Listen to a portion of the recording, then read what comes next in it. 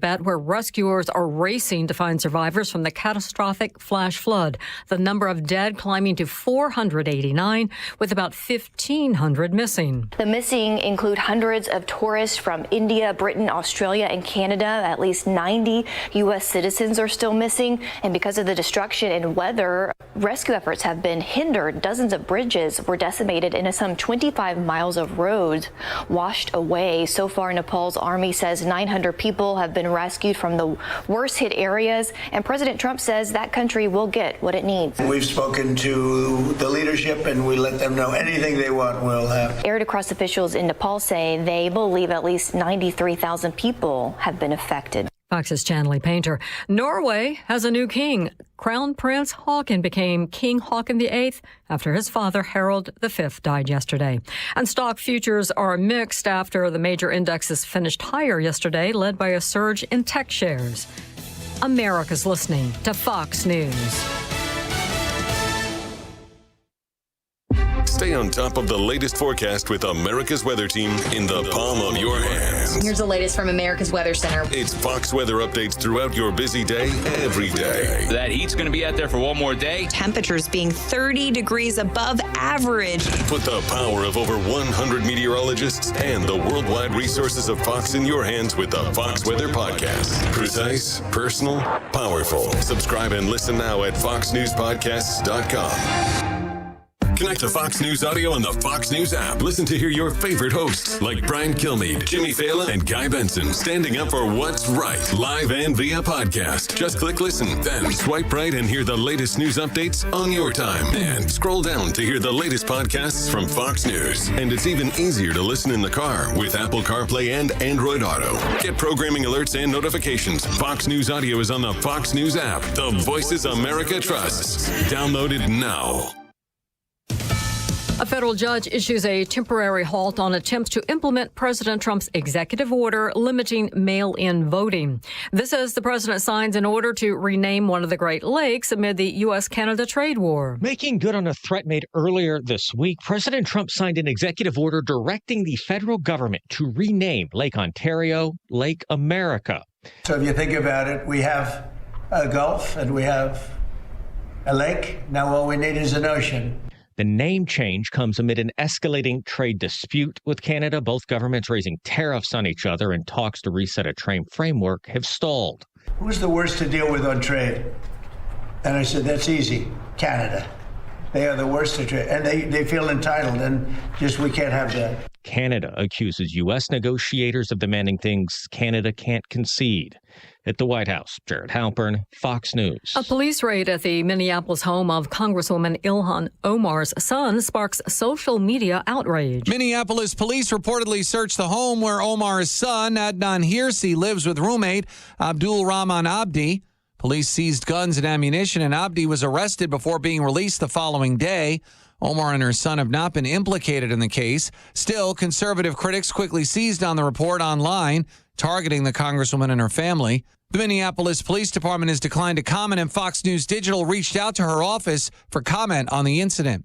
Ted Lindner, Fox News. And a federal judge says the Trump administration violated Anthropic's First Amendment rights by blacklisting the AI company as a supply chain risk, and that it acted in unlawful retaliation after the company criticized the Pentagon's use of AI. And she ordered the administration to rescind the blacklist designation. I'm Carmen Roberts. This is Fox News. Since 2007, Folds of Honor has awarded nearly 73,000 educational scholarships, over $340 million to the children and spouses of America's fallen and disabled military heroes and first responders. This year alone, 7,700 qualified applicants didn't receive funding, not because they didn't deserve it, because resources ran out. You can change that. On Saturday, September 12th, you're invited to an exclusive VIP concert experience at a private estate in the northwest suburbs of Chicago, featuring Gary LaVox of Rascal Flatts and the Swan Brothers, benefiting Folds of Honor. This is an intimate evening with incredible live music and an even more incredible cause. Tickets are limited, and if you own a business, this is your chance to put your brand behind something that truly matters. Honor their sacrifice, educate their legacy, Make lifetime memories. For tickets or business sponsorship opportunities, visit foldsconcert.com. That's foldsconcert.com. Saturday, September 12th. Don't miss it. foldsconcert.com. Diabetes, high blood pressure, anxiety meds, everyone's on them. If you're a 50-year-old male, maybe a bit porky, and you may even have type 2 diabetes, $1 million of term insurance may only cost you about $200 a month. Call Term Provider. Speak with Big Lou at 800-555-2085. Big Lou will find a term life policy for you even if you have type 2 diabetes, are overweight, or have high blood pressure. Term Provider has helped thousands of people like you who think they can't afford term life insurance. To buy $1 million of affordable term life for you, all you need to do is call Big Lou at 800-555-2085. Lou will make sure the scales are tipped in your favor. Call 800-555-2085. Big Lou will answer your call and work to fit you into a term life policy that you can afford. Remember, Big Lou's like you. He's on meds too. Call 800-555-2085 or biglou.com. Foundations of Freedom, a look at America's founding principles and the leaders who shaped our nation. Near the end of the Revolutionary War, George Washington received a letter from one of his own officers. Colonel Louis Nicola suggested that America might be better served by a monarchy, with Washington himself as king. Washington firmly rejected the idea. He had spent years leading Americans in a fight for independence from a monarchy. He would not see that victory end with America creating a king of its own. He understood that the cause of the revolution was greater than any one man. His example reminds us that power can be offered, earned, or taken. But character determines whether we use it for ourselves or remain faithful to something greater.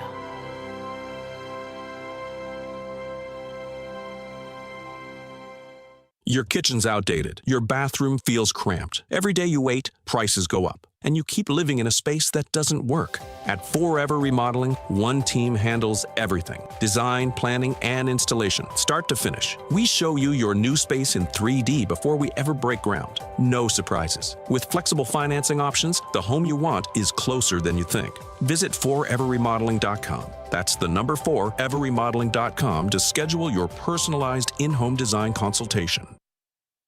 Larry Elder sees the economy turning up. S&P closes at new record high, buoyed by cooler than expected inflation data and falling oil prices. But Donald Trump has taken a mallet to the economy. Things are unaffordable because of Donald Trump. How many times do we have to talk about the fact that oil prices are lower than they were under Biden? How many times do we have to... The Larry Elder Show, weeknights at 8, right before Sean Hannity at 10 on AM 560. The Answer. It's August 28th, and this is your Fox Daily Snapshot. Today is National Bowtie Day. The French military saw the way Croatian soldiers tied the necktie in order to keep their collars on their shirts together during the 30-year war in the 1600s. On this day, way back in 476 AD, the end of the Western Roman Empire, when Arestus, father of 16-year-old Emperor Romulus Augustulus, is captured and executed by Odoacer, a disgruntled Germanic mercenary.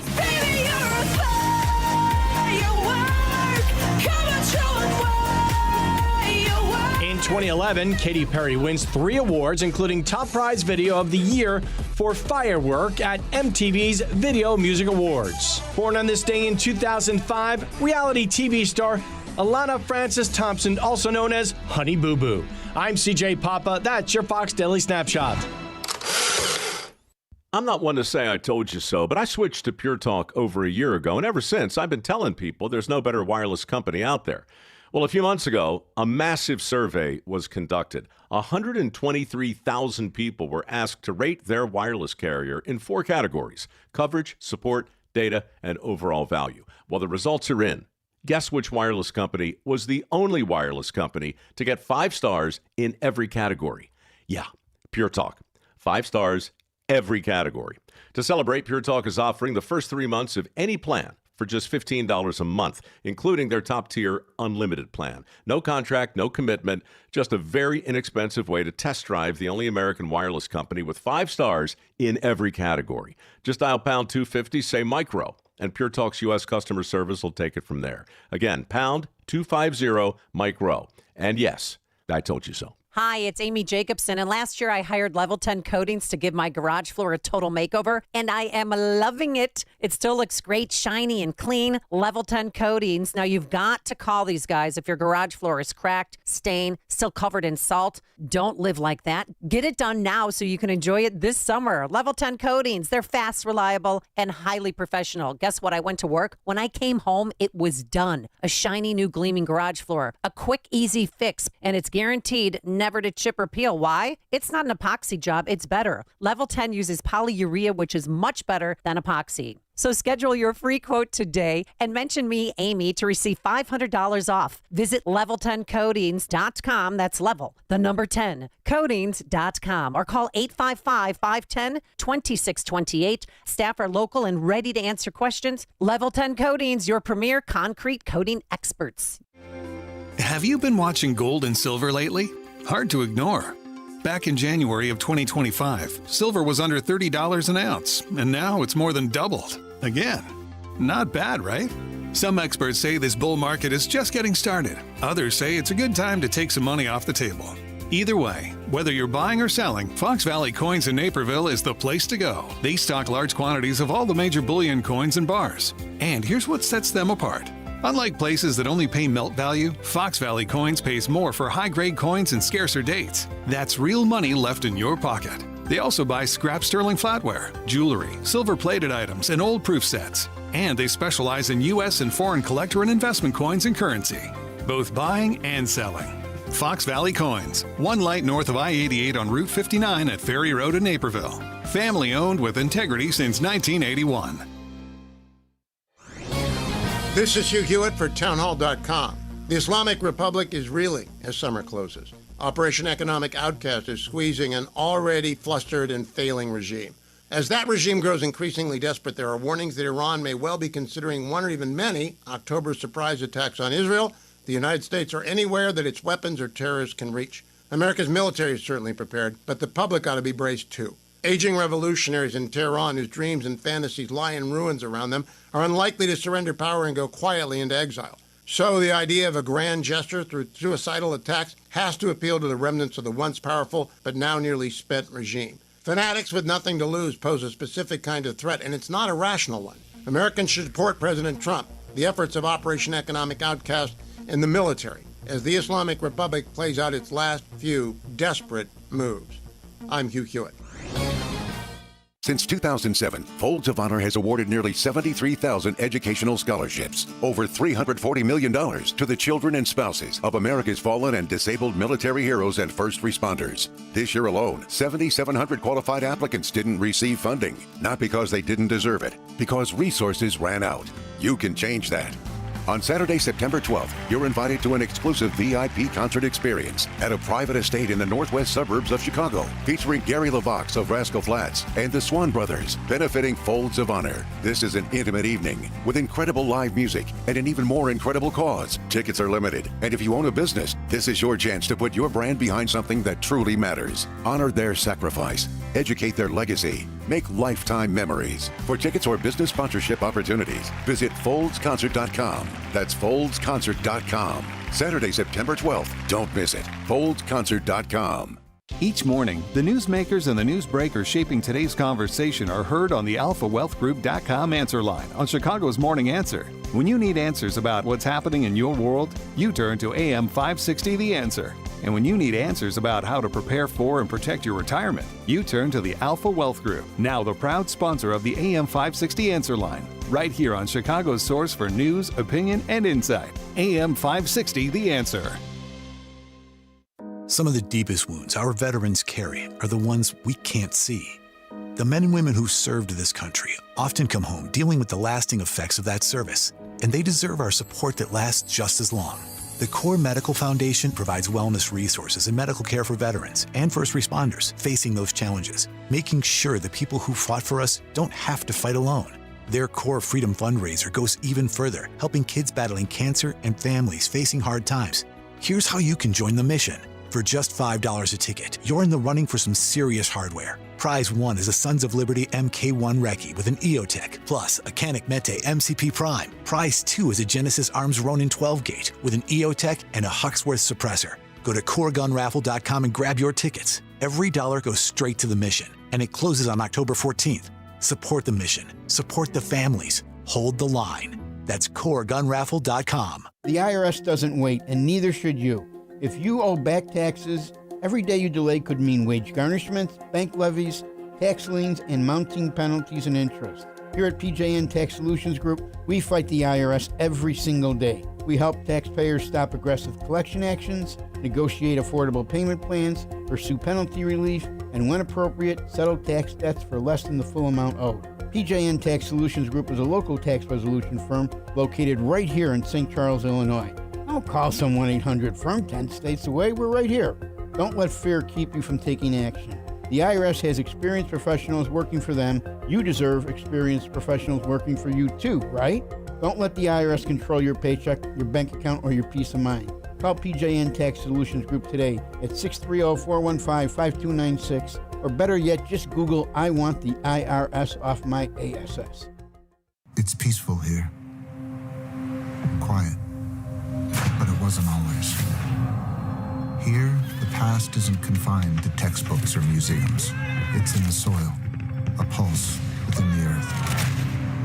Here, you can walk in step with history, where others once marched towards the unknown.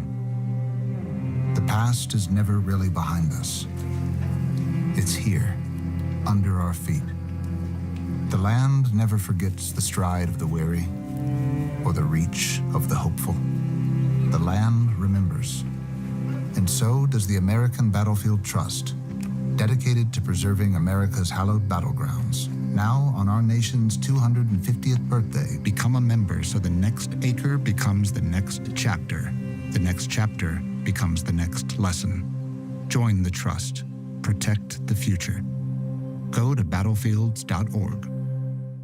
Here's the deal. The government is over $38 trillion in debt, which means the IRS isn't slowing down. And the tax code is complex and unforgiving. So it's not surprising if you're one of the millions of Americans that owe back taxes to the IRS. Unfortunately, they're the world's most powerful collection agency, with the ability to garnish your wages, seize your bank accounts, and even take your home or business. But don't be stressed or worried any longer. We're Optima Tax Relief, America's most trusted tax resolution firm. We have resolved over $3 billion in tax debt for our clients. Our award-winning professionals deal with the IRS every single day, protecting our clients and preparing them for the best possible resolution. For tax help you need, for tax help you can trust, give Optima a call today. Call 800-965-1433. 800-965-1433. 800-965-1433. Optima Tax Relief. Some restrictions apply. For complete details, please visit OptimaTaxRelief.com. At Signature, a division of Esquire Bank, going the distance for business banking clients is what we do every day. We understand that business owners have a strategic mission, a drive to succeed, and a plan for growth. They do not have time to wait for answers. With Signature, you have a trusted banking partner focused on understanding your business and helping you move forward. When you have a question or need support, you want someone who will pick up the phone, respond to your text, and be there when it matters. That's Signature. We are a team that takes the time to understand you, your business, and your goals. Ready to become Signature's next success story? Call 773-467-5600 or visit signature.esquirebank.com. Signature, a division of Esquire Bank. Member FDIC, Equal Housing Lender. The TV tide is turning, and millions of Americans are tuning to Salem News Channel. For breaking news, common sense analysis, and the conservative voices leading the conversation, SNC delivers the stories that matter most. Watch Scott Jennings, Larry Elder, Mike Gallagher, and many others tackling the issues facing our nation. Stream free on Pluto TV, Samsung TV, the Roku channel, and more. Salem News Channel. The news you want the perspective you trust. Alex Marlow cuts through the political spin on the Alex Marlow podcast. The lawfare superstructure is the single biggest threat to President Trump. And that's why it's important that we figure out how to run up the score as much as we can while their bench is so lame and while we have the opportunity to add seats via redistricting and make sure that we make this Trump presidency as successful as possible so that we never relinquish power back to these people. Subscribe for free today on Spotify, Apple, YouTube, or at SalemPodcastNetwork.com. Your kitchen's outdated. Your bathroom feels cramped. Every day you wait, prices go up. And you keep living in a space that doesn't work. At Forever Remodeling, one team handles everything. Design, planning, and installation, start to finish. We show you your new space in 3D before we ever break ground. No surprises. With flexible financing options, the home you want is closer than you think. Visit foreverremodeling.com. That's the number 4, everremodeling.com to schedule your personalized in-home design consultation. I'm Ben Barzita. And I'm Matt Nadeau, founding partners of Barzita and Nadeau Wealth Management. And after more than a decade on the air, we're excited to be back with our brand new show, Money Hour Radio. Tune in every Saturday at 1 p.m. on AM 560 as we break down retirement planning, market trends, tax reduction strategies, and our Advance and Protect investment approach. It's sophisticated planning, independent analysis, and trusted guidance backed by over 40 years of combined experience. Join us for Money Hour Radio, Saturdays at 1 p.m. on AM 560. For the 2026 Northwest Indiana's Fall Parade of Homes, we're building more than homes. We're helping rebuild our community. Proceeds for this year's Parade of Homes will support Northwest Indiana neighbors impacted by the August derecho storms, along with Habitat for Humanity of Northwest Indiana and Habitat for Humanity of Porter County. Experience a single-site parade featuring 7 high-end custom homes situated on large country lots by 7 premier builders: Bruce Build Construction, Crusader Homes, Davis Homes, Harvey Custom Homes, Hendren Custom Homes, Steiner Homes, and Summit Home Builders, all in one incredible subdivision, Stonebridge of Valparaiso. Join us September 18th through the 27th, daily from 10 a.m. to 6 p.m. Made possible by the Home Builders Association of Northwest Indiana, developer sponsor Stonebridge Subdivision, and leading event sponsor Schillings, and exclusive vehicle sponsor Far Nissan of Chesterton. Get your tickets at paradeofhomesnwi.com starting September 1st or on-site September 18th through the 27th. That's paradeofhomesnwi.com. You've probably heard all those ads for life insurance. Just a few dollars a day, apply online in minutes, no medical exam. Simple, easy, and cheap, right? Now you're thinking, maybe I should get a quote. Well, smart thinking. Everyone should have life insurance. But here's what they don't tell you. Those few dollars a day rates, they're for young people in perfect health. That's why everyone calls Big Lou the 50 to 60-year-old not-so-perfect candidate, like you. You take prescription meds and you're overweight. Winner, winner, fried chicken dinner. Well, Big Lou works with life insurance companies that want people like you with no surprises after you apply. In fact, if you're a 50-year-old guy with a few health glitches, Lou could probably find you $1 million of term life coverage for about $200 a month. So yeah, you need life insurance. But unless you're young and healthy, you gotta call Big Lou because he's like you, older, heavier, and on meds too. Get a quote right now at 800-555-2085, 800-555-2085, or biglou.com. Whether you are old or young, no one likes to lose money. The market is at an all-time high. How much risk does your portfolio really have in it? Are you worried that you could lose your hard-earned money? Call TJ Stearns in Arlington Heights at 800-640-2256 for your free risk report. Call right now and we will include a full analysis of your portfolio. Don't wait until it's too late. Call TJ Stearns, a local and longtime sponsor on AM 560. Call 800-640-2256. Call now and tell him AM 560 sent you. Only on Salem Now, featuring one of Charlie Kirk's final interviews. The new documentary, Can You Hear Me Now?, investigates modern prophets and their divine messages. Some people absolutely have the gift of prophecy. If God exists, how would he inject his information into our world? More than likely, he would use humans. Satan would love Christians to just be a spectator, not engage, not participate. Is there something he's trying to say? Can You Hear Me Now? Pre-order the movie by September 10th. Save 25% and get the DVD free at salemnow.com. Foundations of Freedom, a look at America's founding principles and the leaders who shaped our nation. Near the end of the Revolutionary War, George Washington received a letter from one of his own officers. Colonel Louis Nicola suggested that America might be better served by a monarchy, with Washington himself as king. Washington firmly rejected the idea. He had spent years leading Americans in a fight for independence from a monarchy. He would not see that victory end with America creating a king of its own. He understood that the cause of the revolution was greater than any one man. His example reminds us that power can be offered, earned, or taken. But character determines whether we use it for ourselves or remain faithful to something greater.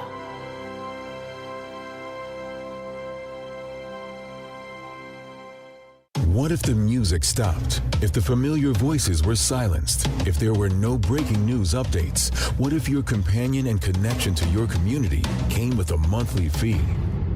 Don't worry, we're free local radio with you wherever you go, celebrating 100 years and looking forward to the next 100. We are broadcasters. Text radio to 52886 and let Congress know you depend on your local TV and radio stations. This message furnished by the National Association of Broadcasters. Fight or flight? In Illinois, you've got both options. You can stay and fight, engage in local races, work to change things. Or you can vote with your feet. At leavingil.com, we help you build a smart exit plan so you know where to go, when to go, and how to do it right. Take our quick exit readiness assessment. Go to leavingil.com. That's leavingil.com. Or call 224-800-6979.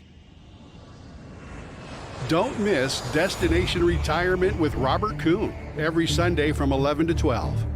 Robert has a different way of looking at retirement from most financial advisors and is happy to share his ideas with you every week.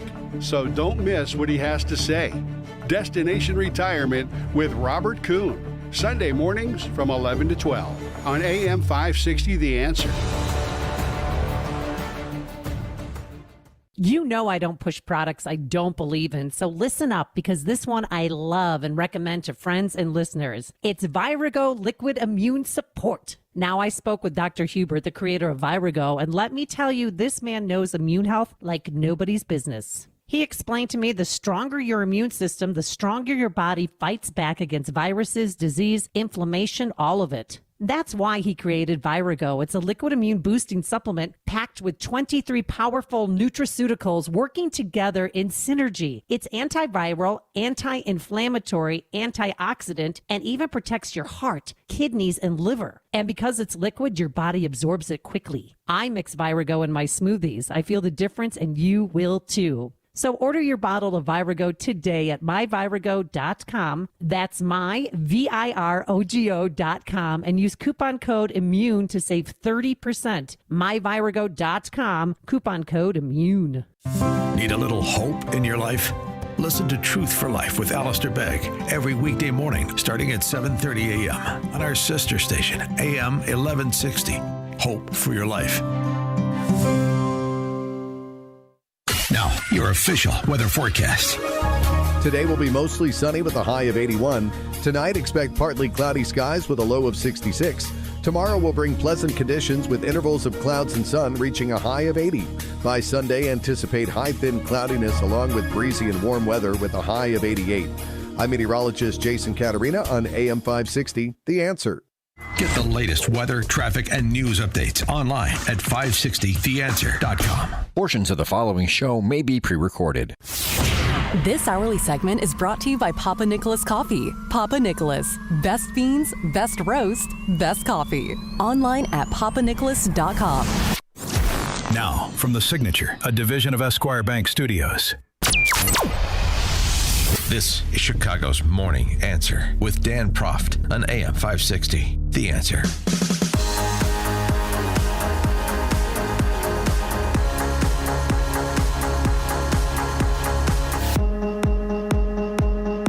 Top of the morning. Oh, Canada.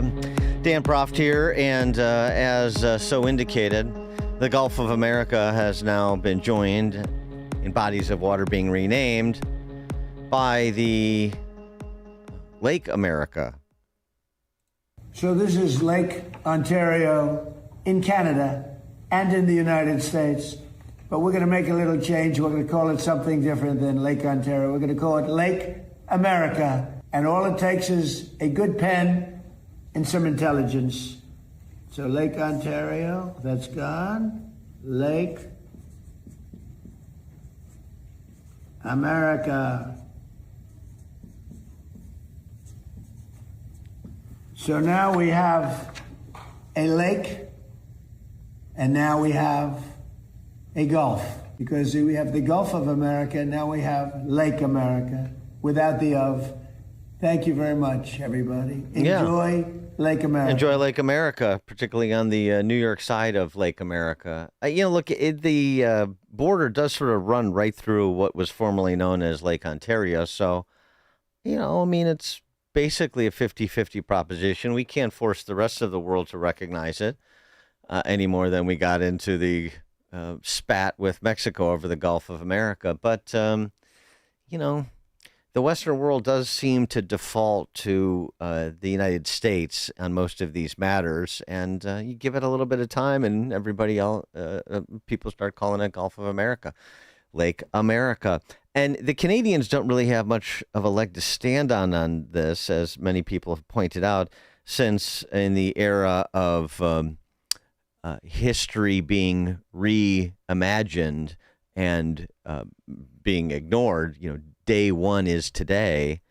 I mean, they've spent years renaming streets and squares and universities and buildings to reconcile and reconsider history consistent with all of their ridiculous land acknowledgments that have to preface any sort of public conversation. Yeah. And shot across the bow of Mark Carney there, the PM, and the politics that he's playing with trade arrangements, as has been pointed out and was again by Ambassador Mike Walls. Prime Minister Carney started to realize this was bad politics for him. He has run on being the tough guy against Trump. Elements of the deal, which was a fair deal on all sides, started to leak out, and suddenly he sends in some of his political team on top of the negotiating team and pulls out and starts spinning. One of the pieces of the spin, to your point on China, was that we were demanding that Canada not enter into other types of trade agreements. That's absolutely not true. What the team said was, look, if we're going to give you very favorable tariff status, we're going to give you the best deal of any other country that we trade with in the world, you can't then let China take advantage, what they call transshipment, and start dumping their goods into Canada just to dump their goods in the United States. And we're right back where we've been for many, many administration. So you've got to raise, Canada, your tariffs on China, importantly, like Mexico has done. Yeah, I told you it was all about China from the beginning. And in addition to, the Canadians' obstreperousness and the cheap politics that Carney is playing at the expense of his people, there's also the suggestion that Carney has some Hillary Clintonistas in his orbit, and maybe he has been persuaded to make those 11th hour negotiations after negotiations had been concluded, negotiating after the fact, as it were, because Michigan and Maine are disproportionately impacted by trade with Canada. And those are two states the Dems want to pick up in pursuit of the Senate. So cheap domestic politics on both sides of the border there from the PM. But just back to this, the people that talk about Gulf America or Lake America as cultural imperialism. Well, what is it when Canada's government-run broadcasting network, CBC, provides internal guidance telling journalists, such as they are in Canada, not to describe 9/11 as a terrorist attack? Canadian Broadcasting Corporation says terms like terrorist and terrorism are politically and emotionally loaded and should be used with extreme caution. Yeah. A plane crash on 9/11. So, Western civ repudiation or a little bit of so-called cultural imperialism on the United States' part, and the Trump administration's part, and the president's part. Which is more obnoxious? Let's check the headlines with Mike Scott. 5:35 in our QC Kinetics newsroom. NFL Commissioner Roger Goodell believes Arlington Heights is still in play as the home of the Bears' new stadium. Governor J.B. Pritzker on the stump campaigning in Champaign yesterday says he hopes so. I have not had the sense that Commissioner Goodell has a dog in the hunt, as they say, that he's chosen one state or another or a place for the Bears. Goodell says he has met briefly with a few Illinois lawmakers, and they still have an opportunity to make something happen. A Chicago man is accused of defacing a mural honoring Chicago police officers on the city's southwest side. Armando Ramirez has been charged with criminal defacement of property valued at less than $500 involving a memorial. He has a detention hearing in Cook County Court today. 16 days after the storm, fallen trees still line neighborhood streets, and some people are just now getting their lights back on. Even with federal assistance finally on the way, frustrations remain over how NIPSCO has handled power restoration in northwest Indiana. FEMA and Indiana Governor Mike Braun are urging residents to file for relief right away. It's highly recommended. Everyone in those counties that have been declared for individual assistance, if you sustained any level of damage, register for FEMA. Meantime, more than 2 weeks after severe weather struck northwest Indiana and hundreds of thousands of ratepayers still not having power, NIPSCO is requesting a utility rate increase. NIPSCO, in fact, filed their first rate hike request the day of the storms in Indiana. Their investors are guaranteed almost a 10% return on their money. So regardless of what this cost, regardless of what just happened, they're still guaranteed a return on their investment. Randy Novak is a state rep from Michigan City, Indiana.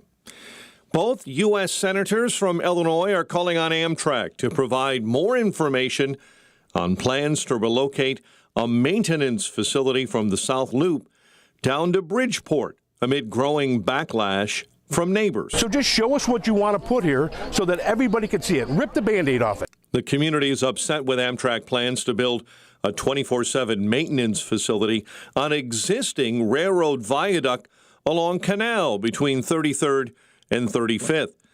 Alderman Nicole Lee has not even seen the full plan. I don't understand how a project of this size and scale can be approved so quickly for funding with zero engagement. Amtrak currently operates a 47-acre maintenance facility in an industrial area near 14th Street. Work on the $900 million project is expected to begin this fall.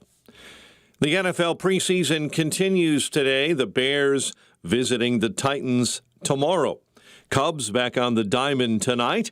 The Northsiders battling the Reds. First place White Sox also return to action. Team squaring off against the Twins. And college football kickoff weekend last night. Eastern Illinois, a win over Murray State. Western Illinois crushed Northwestern. No, not that Northwestern. That would be the Red Raiders from Orange City, Iowa. The news, a service of Dell Technologies. Back to school starts now. Get long-lasting battery life on the Dell XPS laptop powered by Intel Series 3 core processors so you can work from anywhere. Now $699 with exclusive student pricing from $599. Find PCs built for you at Dell.com/deals. Dan Proft and Chicago's Morning Answer continue next. And in 2 minutes, a check of the AccuWeather forecast in the Air Ride Heating and Cooling Weather Center.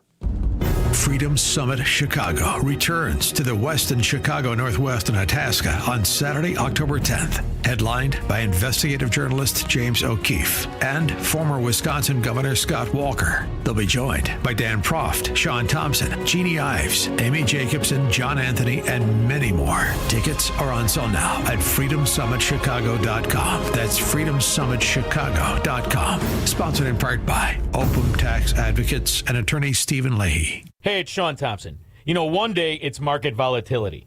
The next day it's conflict overseas. Price jumps, confidence drops, and suddenly retirement feels less certain. When the latest headline pushes costs higher and stokes inflation fears, it can have a ripple effect on your investments and your budget. But here's the thing. Retirement shouldn't depend on perfect timing or on the latest geopolitical noise. Tom Fortino and the Alpha Wealth Group help families right here in the Chicago area build a plan to create income you can't outlive, control taxes, minimize risk, protect your assets, and prepare an estate and legacy plan. It's their 5-pillar retirement planning. Ready to learn more?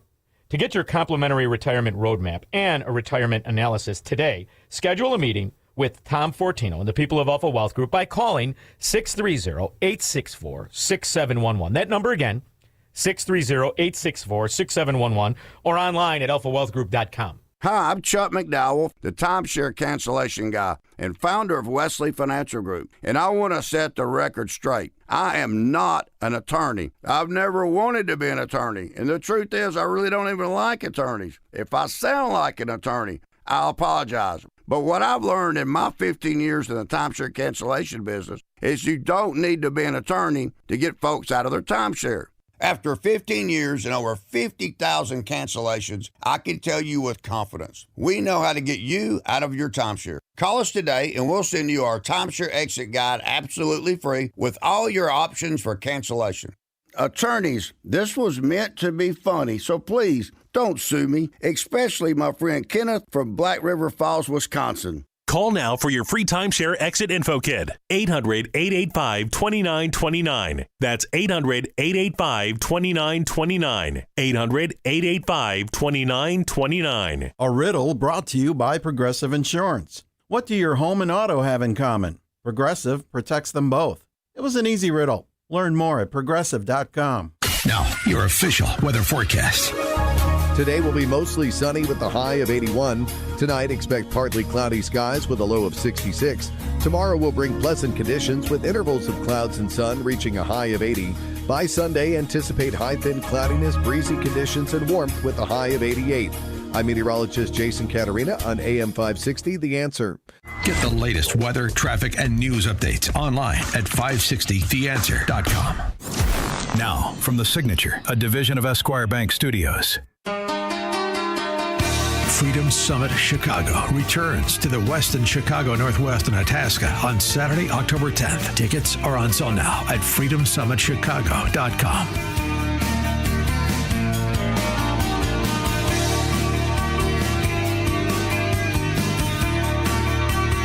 Top of the morning, Dan Proft here. You heard Mike Scott talking about it in his newscast, the comments of NFL Commissioner Roger Goodell as it pertains to the future home of the Chicago Bears. Sort of singing a different tune than the Bears have been singing, than frankly the state has been singing. Goodell saying this. We want to make sure that Arlington Heights and Illinois have an opportunity, as well as Indiana, to put their best foot forward. I mean, it's not a profound statement, but it's a meaningful one just because it brings Arlington Heights back into the picture, ostensibly in a way that, and at a time when the state is saying nothing and the Bears are saying Hammond is our sole focus. Pritzker's response. Yes, I have spoken with Commissioner Goodell. I have not had the sense that Commissioner Goodell has a dog in the hunt, as they say, that he's chosen one state or another or a place for the Bears. I don't know. It seems to me that he doesn't resurrect Arlington Heights without necessarily indicating that at least his preference would be that the Bears don't go. Now, I'm not saying that's dispositive of the issue, although you do need, 3/4 of owners to approve the move. So, Rick Tellender on the topic. If you're the Bears, you see this as being a bit of an embarrassment, another little mini slap in the face of what we're trying to do, which at this point, I'm not sure anybody really knows. If Goodell is saying, hey, listen, don't cross that border, if that's what he really means, don't move to Indiana, the Bears have to listen. They have to listen, but they don't have to acquiesce. And at the end of the day, if there's no offer from the state, and I'm not taking a position on it per se, I'm opposed to public financing of stadiums as a matter of course, but if there's no offer from the state, then how does it make sense for the Bears to negotiate against themselves? They have a deal in Hammond. They wanted a deal with the state for property tax certainty, like everybody else who lives here, by the way, or owns a business here. And they didn't get it, and they have another option, and they're pursuing that other option. It's not actually that complicated. The Bears don't know what they're doing. It mystifies Rick Tellender. I'm not surprised it mystifies him, but it's not actually that confusing, is it? The larger point, though, of course, is that both the city and the state have a growth problem. I mean, all of these things are connected to one another.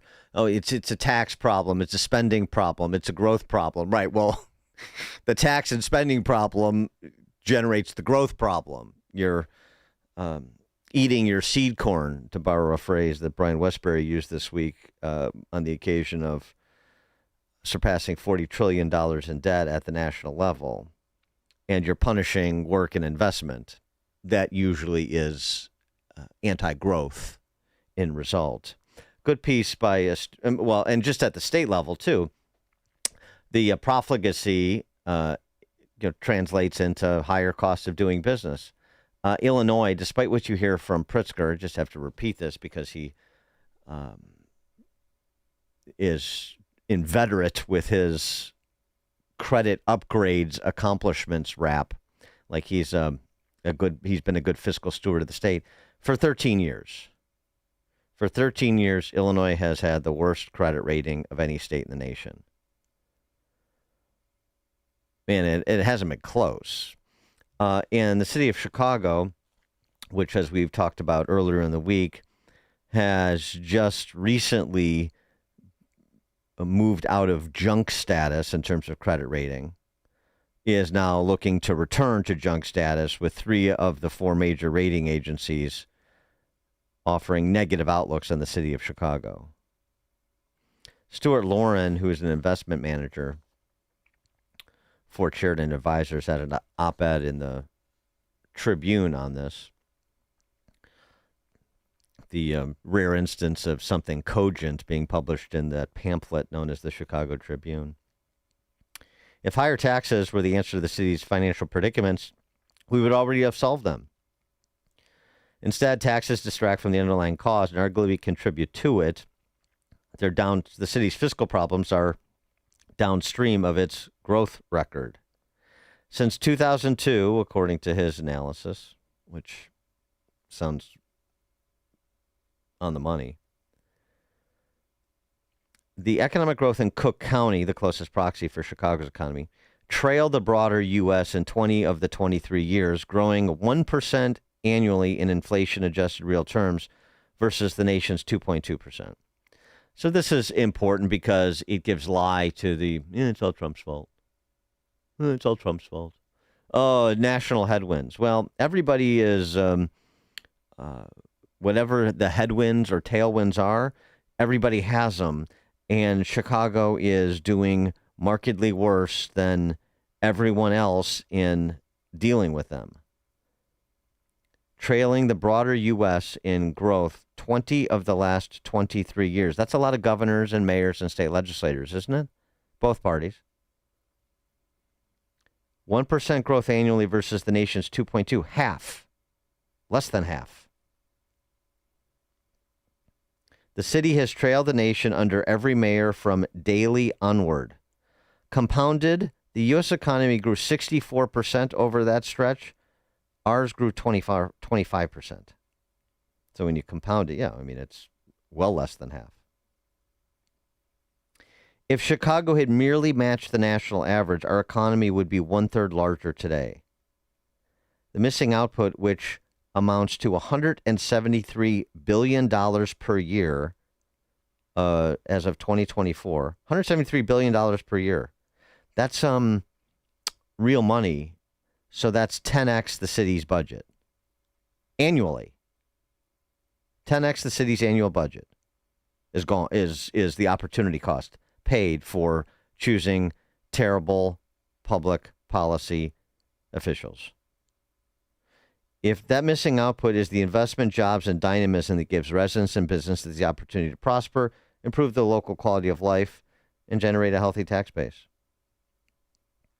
312-642-5600, alphawealthgroup.com, call and text line.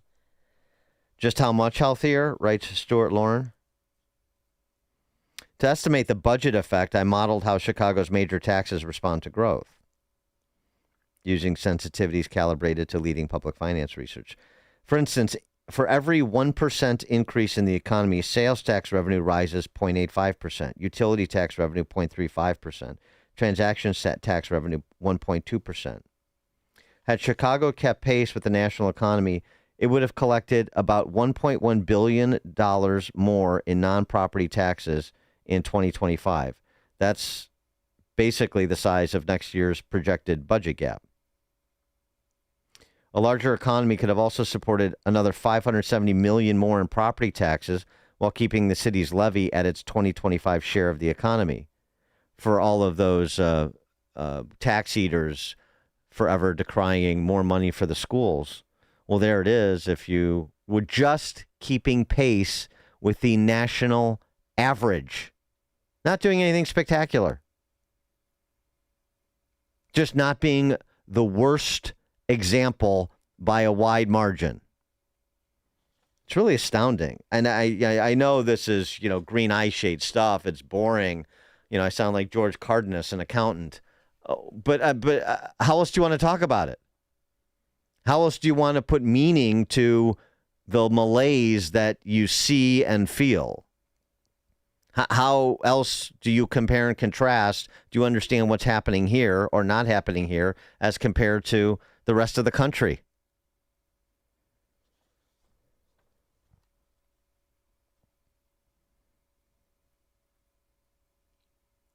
Based on Chicago's actual 2025 economy, the mix of taxes and tax rates in place in 2024, all the tax increases over the last decade.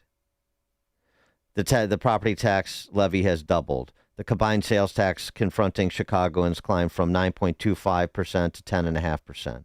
The city created a water and sewer tax, extended its amusement tax to streaming services, nearly doubled its tax on software and equipment leases from 8% to 15%. Okay, so that's what's happened in the last decade. The mix of taxes and tax rates in place in 2014, if you had done none of those things I just mentioned, would have generated only about 4.7 versus approximately 6.2 billion generated last year by the current tax structure. In other words, Chicago needed about 31% more revenue than the 2014 tax system would have produced. Had Chicago grown at the national rate, that same 2014 mix would have generated about $6 billion, requiring only about 4% more to reach last year's actual total. Simply put, stronger growth could have made most of Chicago's post-24 tax escalation unnecessary. And of course, this is where and the reason you didn't get that growth over the last decade was because of the tax escalation, at least in part.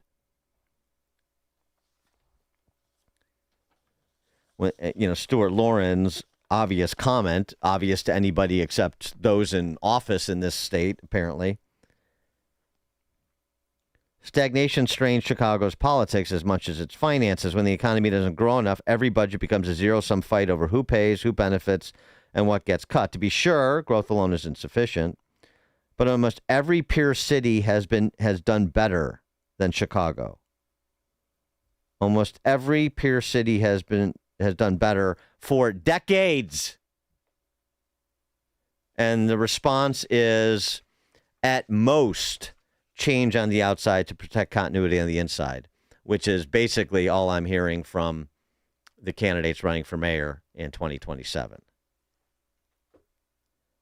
And the current occupant of the fifth floor is touting his elimination of white men from City Hall as his major accomplishment. There are more Latinos in my administration than any time in the history of Chicago. I believe we're at about 30% of my administration in top executive positions that are Latinos. Same thing with chairs of boards on city council. More Latinos have chairs of committees than any other time in the history of Chicago. And I believe that's important. Once upon a time, the mayor's office was 70% white men. That day is long behind us. Hooray. Do we have to continue to work hard to make sure that representation is there? Absolutely. Has my administration reflected that value? Yes. Isn't it wonderful? This is the misdirection. You focus on identitarianism and who's getting cut in because it's a kleptocracy. So to some extent, it's rational. I give up, so just cut me in on the scam. But by the way, economic stagnation knows no skin color. So blacks, Latinos that are being elevated by BLM Brandon, so he claims, at least the ones being hired, not the larger cohort in the city, not the larger demographic. Stagnation, malaise, the elimination of opportunity knows no skin color. So white, black, Latino at all suffer. But we're doing it together, and we all hate Trump. That pays the bills, does it? Sends the kids to college? Greg in Jefferson Park. Hey, good morning, Dan. A quick aside, up here in Jefferson Park, they teach like new bus drivers and people work all the CTA stuff, right? There ain't no Latinos. It's all blacks.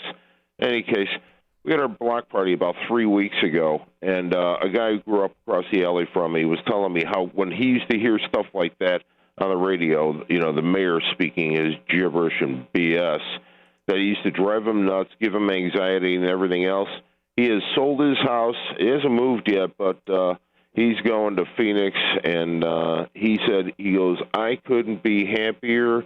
He goes, the amount of relief that I have of knowing that I'm no longer going to wake up and have to deal with and pay the taxes for this sewer of a city is just, he said, there's no experience like it. He's like telling everybody, this is what you got to do. Get the hell out of here. Have a good one, buddy. Thanks, Greg. Andy in Dallas, Texas. So you can demonstrate for yourself one of the biggest reasons why Chicago is the way it is today. Go on Facebook or Instagram and write something critical about Chicago, and you will be swamped by a bunch of mouth-breathing morons. I wrote something a couple of weeks ago, and someone said, "Yeah, you're a redneck from Texas. Just stay in Texas." Right. Yeah, this redneck was born in Chicago, went to school, raised a family, had a career, moved in 29. I was here for 55 years. So I know what this city is, and these idiots will just attack you if you say anything critical about the city. That's why it's in the state it's in. Yeah, it's just denial. It's a defense mechanism. And not to mention started businesses in the city, did Andy from Dallas, Texas. You get Chicago out your mouth. Okay. All right. I'll get Chicago out my mouth if you get some math in your mouth. Read Stuart Lauren's piece in the Tribune for starters. Mark in Oak Lawn.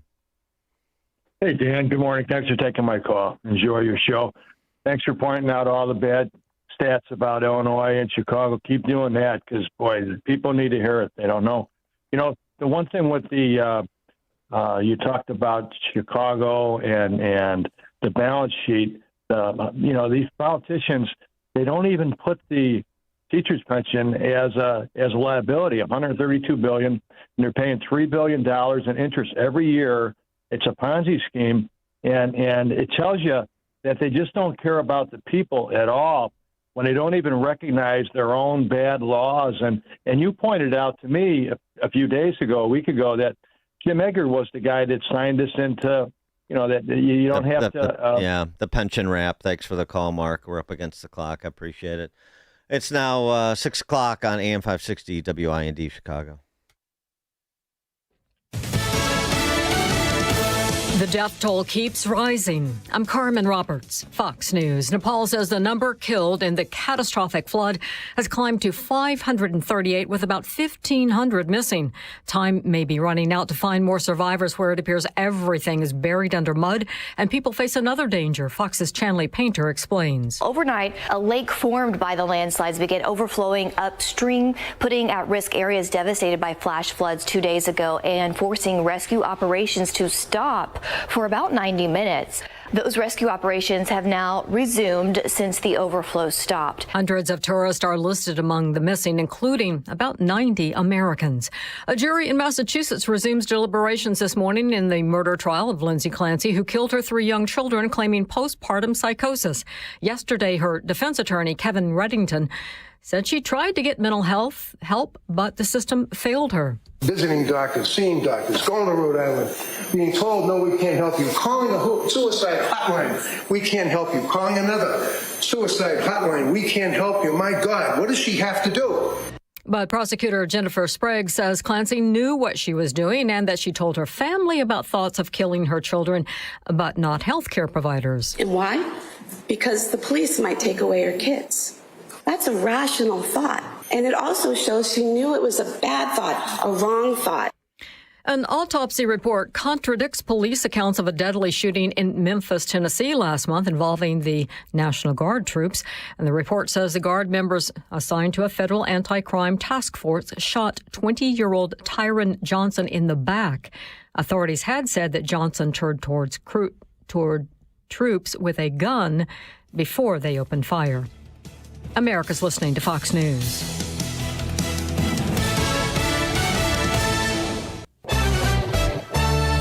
In Chicago, at 6:02, it's 68 degrees. In our QC Kinetics newsroom, good morning.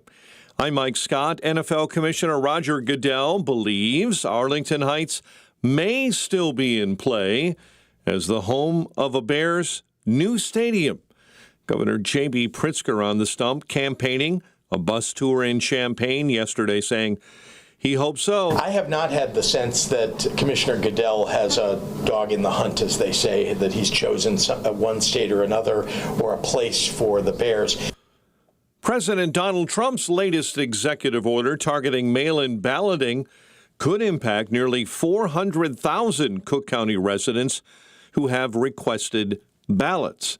As court battles continue to play out, Cook County officials say the executive order will change nothing, they say, about their vote-by-mail process.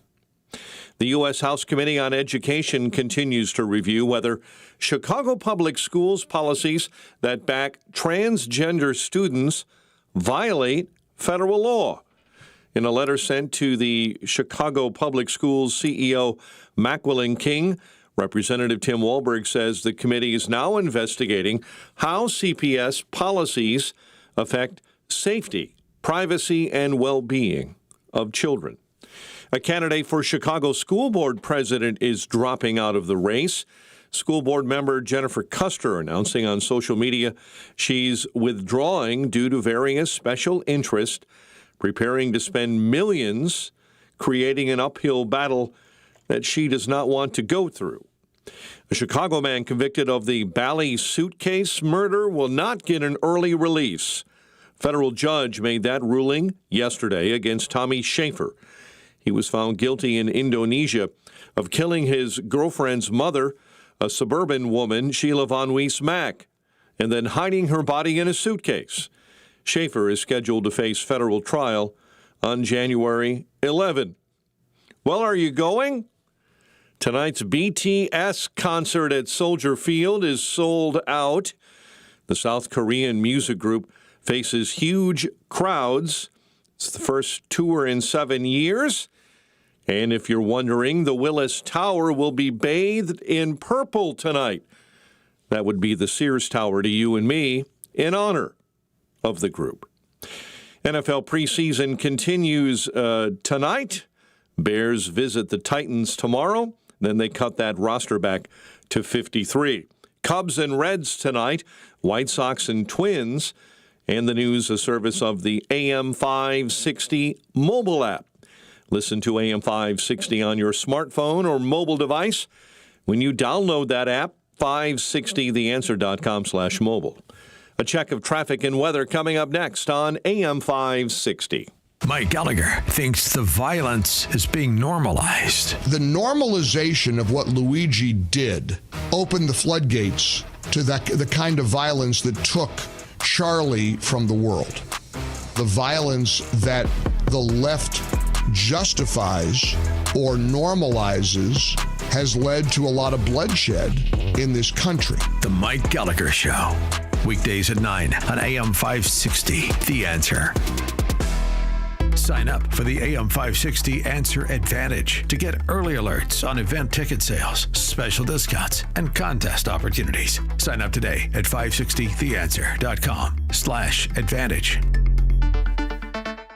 If you've saved $100,000 or more for retirement, call Steve Shyman today at 833-945-7283. That's 833-WILL-SAVE, 833-WILSAVE. Schedule your no-cost, no-obligation retirement review and make sure your plan is built to protect what you've worked so hard to earn. And don't forget to listen to Steve's show, Protecting Your Assets, Saturday mornings at 8 a.m. right here on AM 560. Call now, 833-945-7283. You've worked hard for everything you have, your home, your investments, your real estate. When you're gone, someone has to manage it. Choosing the right trustee or executor is one of the most important decisions you'll make. We kept putting it off. We figured our oldest would handle everything. Then we thought, what if something happens to him? Or what if the kids can't agree? We've seen money tear families apart. We called Home State Bank, and I wish we'd done it sooner. Home State Bank serves as trustee or executor for families across Northern Illinois, stepping in as the professional, impartial manager of your estate so your family doesn't have to carry that burden. They don't take sides, and they'll carry out your wishes exactly as you intended. Take the first step today by calling 815-459-2000 to meet with a trust officer face-to-face. Again, that's 815-459-2000. Home State Bank. Hometown professionals working together to build a stronger community since 1915. You've probably heard all those ads for life insurance. Just a few dollars a day, apply online in minutes, no medical exam. Simple, easy, and cheap, right? Now you're thinking, maybe I should get a quote. Well, smart thinking. Everyone should have life insurance. But here's what they don't tell you. Those few dollars a day rates, they're for young people in perfect health. That's why everyone calls Big Lou the 50 to 60-year-old not-so-perfect candidate. Like you. You take prescription meds and you're overweight. Winner, winner, fried chicken dinner. Well, Big Lou works with life insurance companies that want people like you with no surprises after you apply. In fact, if you're a 50-year-old guy with a few health glitches, Lou could probably find you $1 million of term life coverage for about $200 a month. So yeah, you need life insurance. But unless you're young and healthy, you gotta call Big Lou because he's like you, older, heavier, and on meds too. Get a quote right now at 800-555-2085, 800-555-2085, or biglou.com. Gain insight into building strong marriages and raising godly children with Focus on the Family with Jim Daly each weekday at 11:30 a.m. on our sister station, AM 1160. Hope for your life.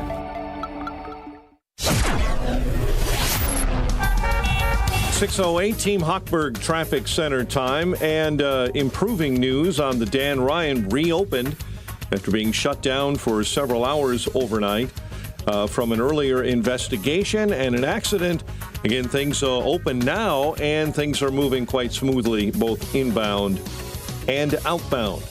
Nothing on the Kennedy to speak of. The Ike, normal traffic for this time of day. And we're watching delays in Wheaton this morning. Geneva and Franklin, report of an accident there.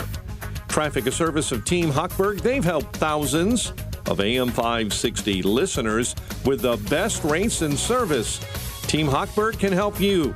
56david.com or 855-563-2843. Atlantic Coast Mortgage, Equal Housing Lender, NMLS 613114.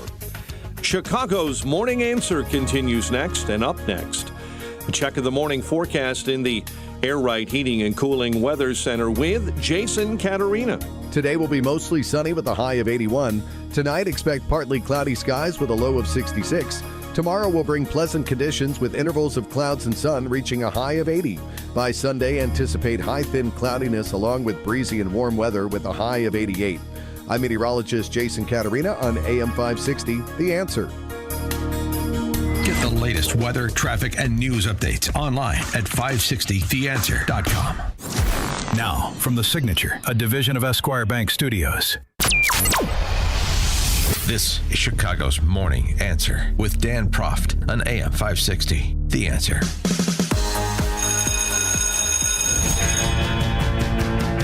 Cause they got the beat, the campus beat, the campus beat.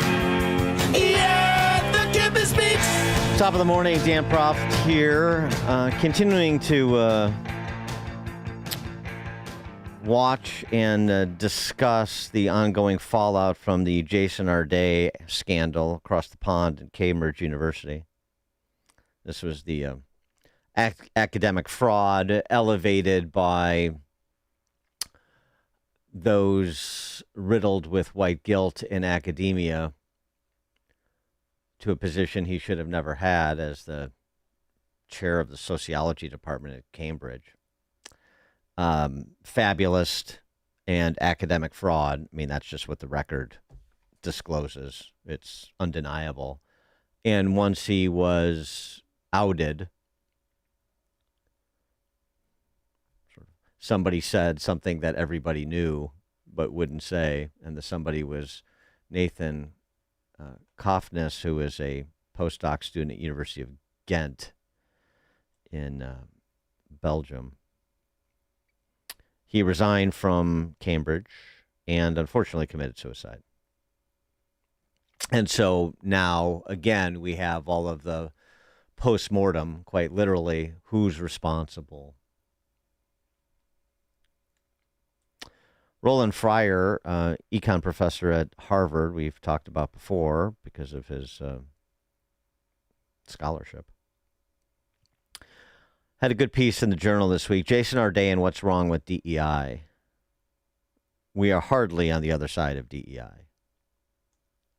And to the extent that it's not referred to as DEI and some departments and titles have changed their names, it doesn't mean that the work doesn't continue.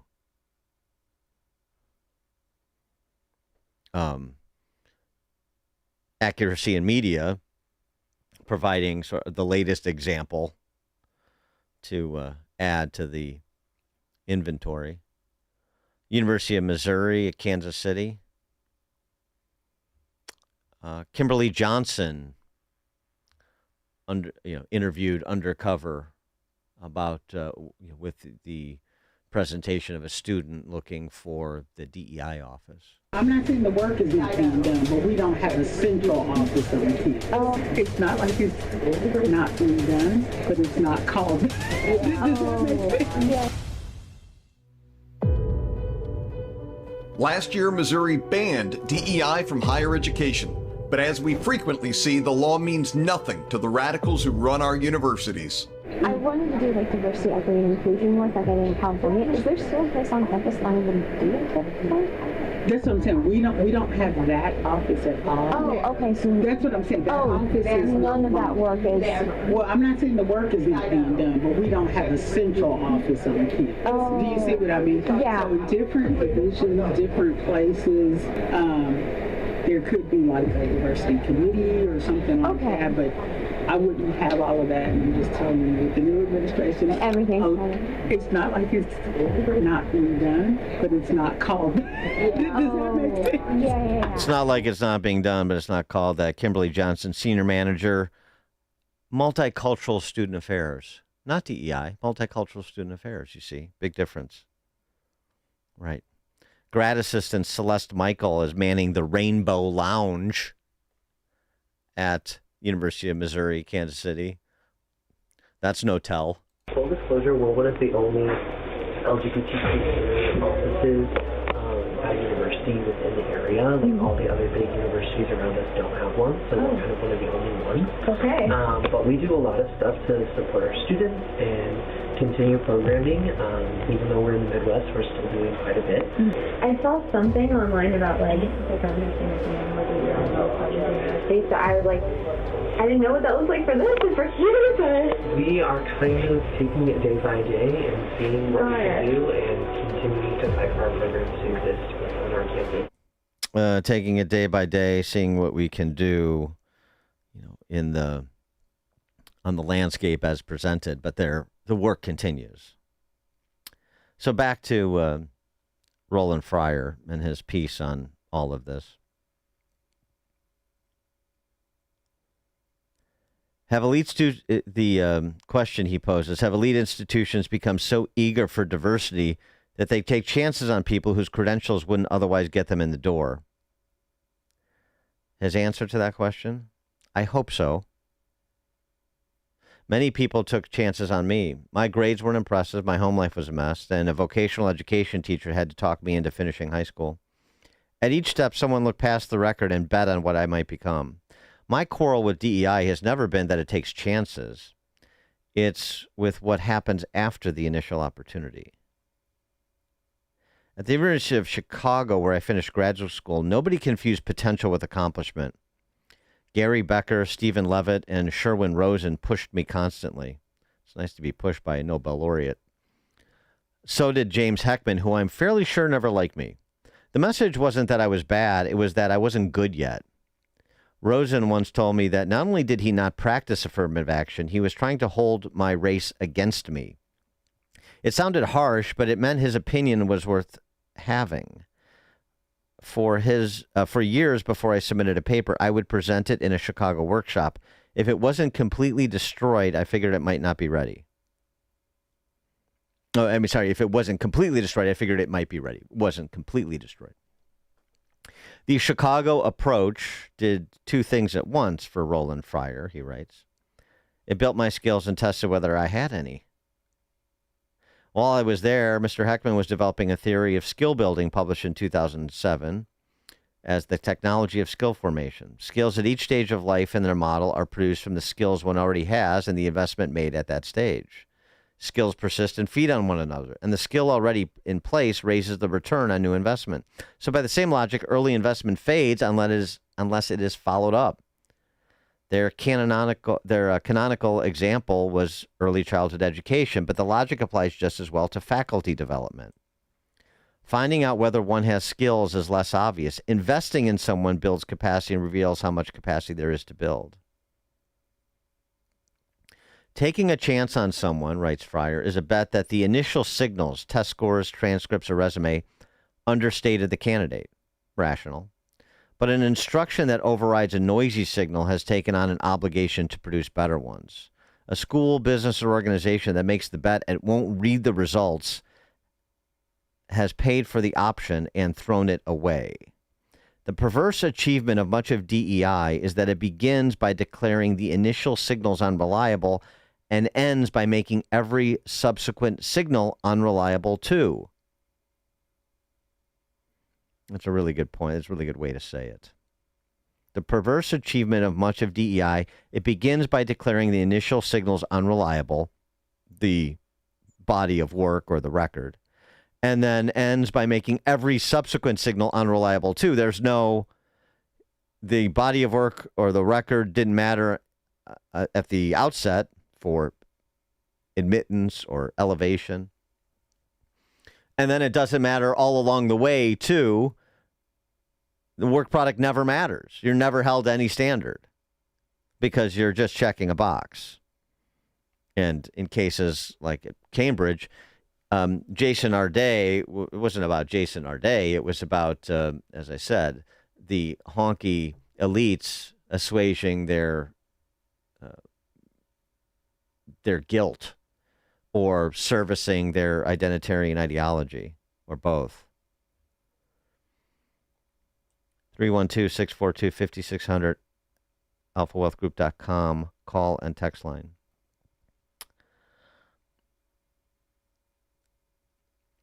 The people who took chances on me changed my life, writes Fryer. The people who risked being called bigots to tell me I wasn't good enough yet changed it even more. And the result is that you have a pretty serious academic and somebody who has something that is sorely lacking in higher education, which is courage. Courage to tell the truth. Courage to go where the facts lead. So recently, Fryer recounted the firestorm he created when he produced a study that found there was no real evidence of racial bias in police-involved shootings. And he also found, and I mean, that this is, the subject of peer review and can be disputed. He found there was some, in his opinion, in his view, based on his research, there was some evidence of bias in police stops, racial bias in police stops, but none in police-involved shootings. And he presented both. And here's his recounting of how that was received by his colleagues. I collected a lot of data. We collected millions of observations on everyday use of force that wasn't lethal. We collected thousands of observations on lethal force. And it was in this moment in 2016 that I realized people lose their minds when they don't like the result. And so what my paper showed, you'll see tomorrow, like some of you, was that, yes, we saw some bias in the low-level uses of force, every day pushing up against cars and things like that. People tend to like that result. But we didn't find any racial bias in police shootings. Now, that was really surprising to me because I expected to see it. The little-known fact is I had 8 full-time RAs that it took to do this over nearly a year. When I found this surprising result, I hired 8 fresh ones and redid it to make sure. They came up with the same exact answer, and I thought it was robust. And then I went to go give it, and my God, all hell broke loose. It was a 104-page, dense academic economics paper with a 150-page appendix, okay? It was posted for 4 minutes when I got my first email. This is full of doesn't make any sense. And I wrote back, how'd you read it that fast? That's amazing. You are a genius. And I had colleagues take me to the side and say, don't publish this. You'll ruin your career. I said, what are you talking about? I said, what's wrong with it? Do you believe the first part? Yes. Do you believe the second part? Well, the issue is they just don't fit together. We like the first one, but you should publish the second one another time. I said, let me ask this. If the second part about the police shootings, this is a literal conversation. I said to them, if the second part showed bias, do you think I should publish it then? And they say, yeah, then it would make sense. And I said, I guarantee you I'll publish it. We'll see what happens. So it was I lived under police protection for about 30 or 40 days. I had a 7-day-old daughter at the time. I remember going and shopping for it because, when you have a newborn, you think you have enough diapers, you don't. So I was going to the grocery store to get diapers with an armed guard. It was crazy. It was really, truly crazy.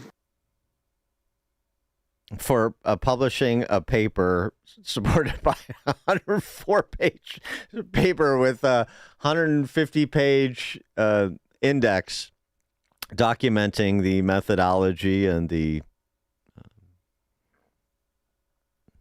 results, and people at the most quote-unquote elite of elite universities lose their minds because they're so committed to this ideology and to a particular story, to particular outcomes.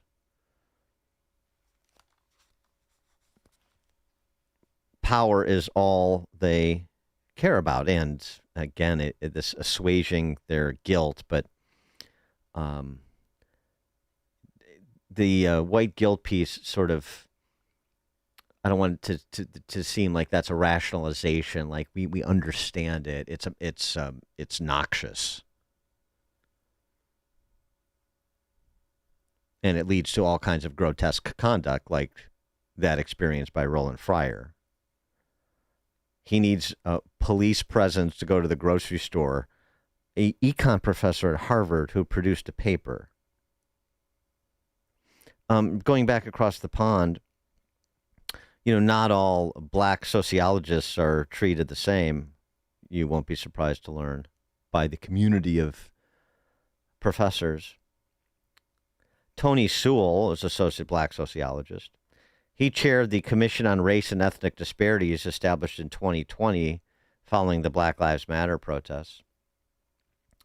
The paper that that commission produced challenged the contentions that disparities between ethnic groups are evidence of systemic racism. While the report acknowledged the existence of racial discrimination, it argued that class, geography, family structure, educational attainment, these are all these all are more useful aspects of explaining unequal outcomes. They have much more impact than so-called systemic racism. The response was, vociferous, knee-jerk disagreement and calling it trash, just like Roland Fryer. We don't have to read it. I disagree with the conclusion, so I don't have to address the substance of the argument. Sewell was called all kinds of racial epithets. A Labor MP circulated an image of the KKK in response to the commission's findings. So, yeah, he was not elevated to star status. You didn't have honky sociology professors running around declaring him the greatest living sociologist and so forth, because he came to a conclusion based on the evidence that is rejected out of hand by the orthodox majority of said academics.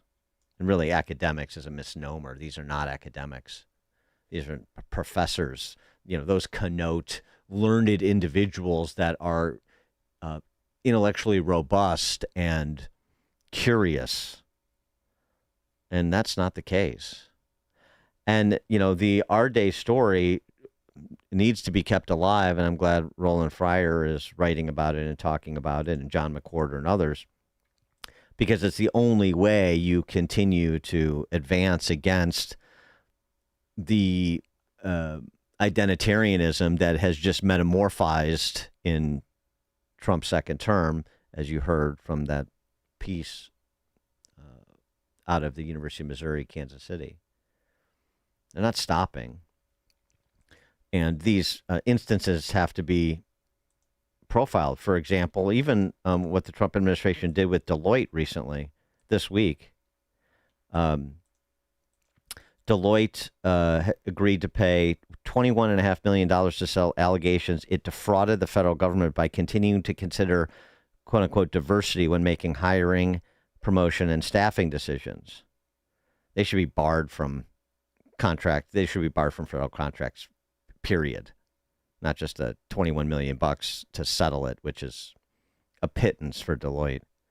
One former executive Deloitte saying, I can confirm this. I was explicitly told via email that I was not going to be promoted because people of color and underrepresented groups were a priority due to DEI and ESG initiatives. And of course, this was rife throughout corporate America at the height of it during the Biden years. So we talk about a reckoning for COVID, for lockdowns. There's a reckoning for DEI and ESG to be had, too. And it is ongoing because it is still being practiced. They're just putting a different label on it. I'm sure the same in corporate America as on college campuses, but maybe not to the same penetration levels. Opinion, insight. This is Chicago's Morning Answer on AM 560. The Answer. Each morning, the newsmakers and the newsbreakers shaping today's conversation are heard on the AlphaWealthGroup.com answer line on Chicago's Morning Answer. When you need answers about what's happening in your world, you turn to AM 560 The Answer. And when you need answers about how to prepare for and protect your retirement, you turn to the Alpha Wealth Group, now the proud sponsor of the AM 560 Answer line, right here on Chicago's source for news, opinion, and insight. AM 560 The Answer. Some of the deepest wounds our veterans carry are the ones we can't see. The men and women who served this country often come home dealing with the lasting effects of that service, and they deserve our support that lasts just as long. The Core Medical Foundation provides wellness resources and medical care for veterans and first responders facing those challenges, making sure the people who fought for us don't have to fight alone. Their Core Freedom fundraiser goes even further, helping kids battling cancer and families facing hard times. Here's how you can join the mission. For just $5 a ticket, you're in the running for some serious hardware. Prize 1 is a Sons of Liberty MK1 Recce with an EOTech, plus a Canik Mete MCP Prime. Prize 2 is a Genesis Arms Ronin 12-gauge with an EOTech and a Huxworth suppressor. Go to CoreGunRaffle.com and grab your tickets. Every dollar goes straight to the mission, and it closes on October 14th. Support the mission. Support the families. Hold the line. That's CoreGunRaffle.com. I remember sitting in the kitchen, heartbroken, overwhelmed, staring at costs and a list of decisions. I prayed for strength and reached out to Catholic Cemeteries of Chicago, only to hear that Mom had already pre-planned everything so my siblings and I would be protected. Because she planned ahead, we weren't pulled apart by heartbreaking decisions. Visit CatholicCemeteriesChicago.org or call 708-236-5400 to schedule a free consultation. AM 560, The Answer.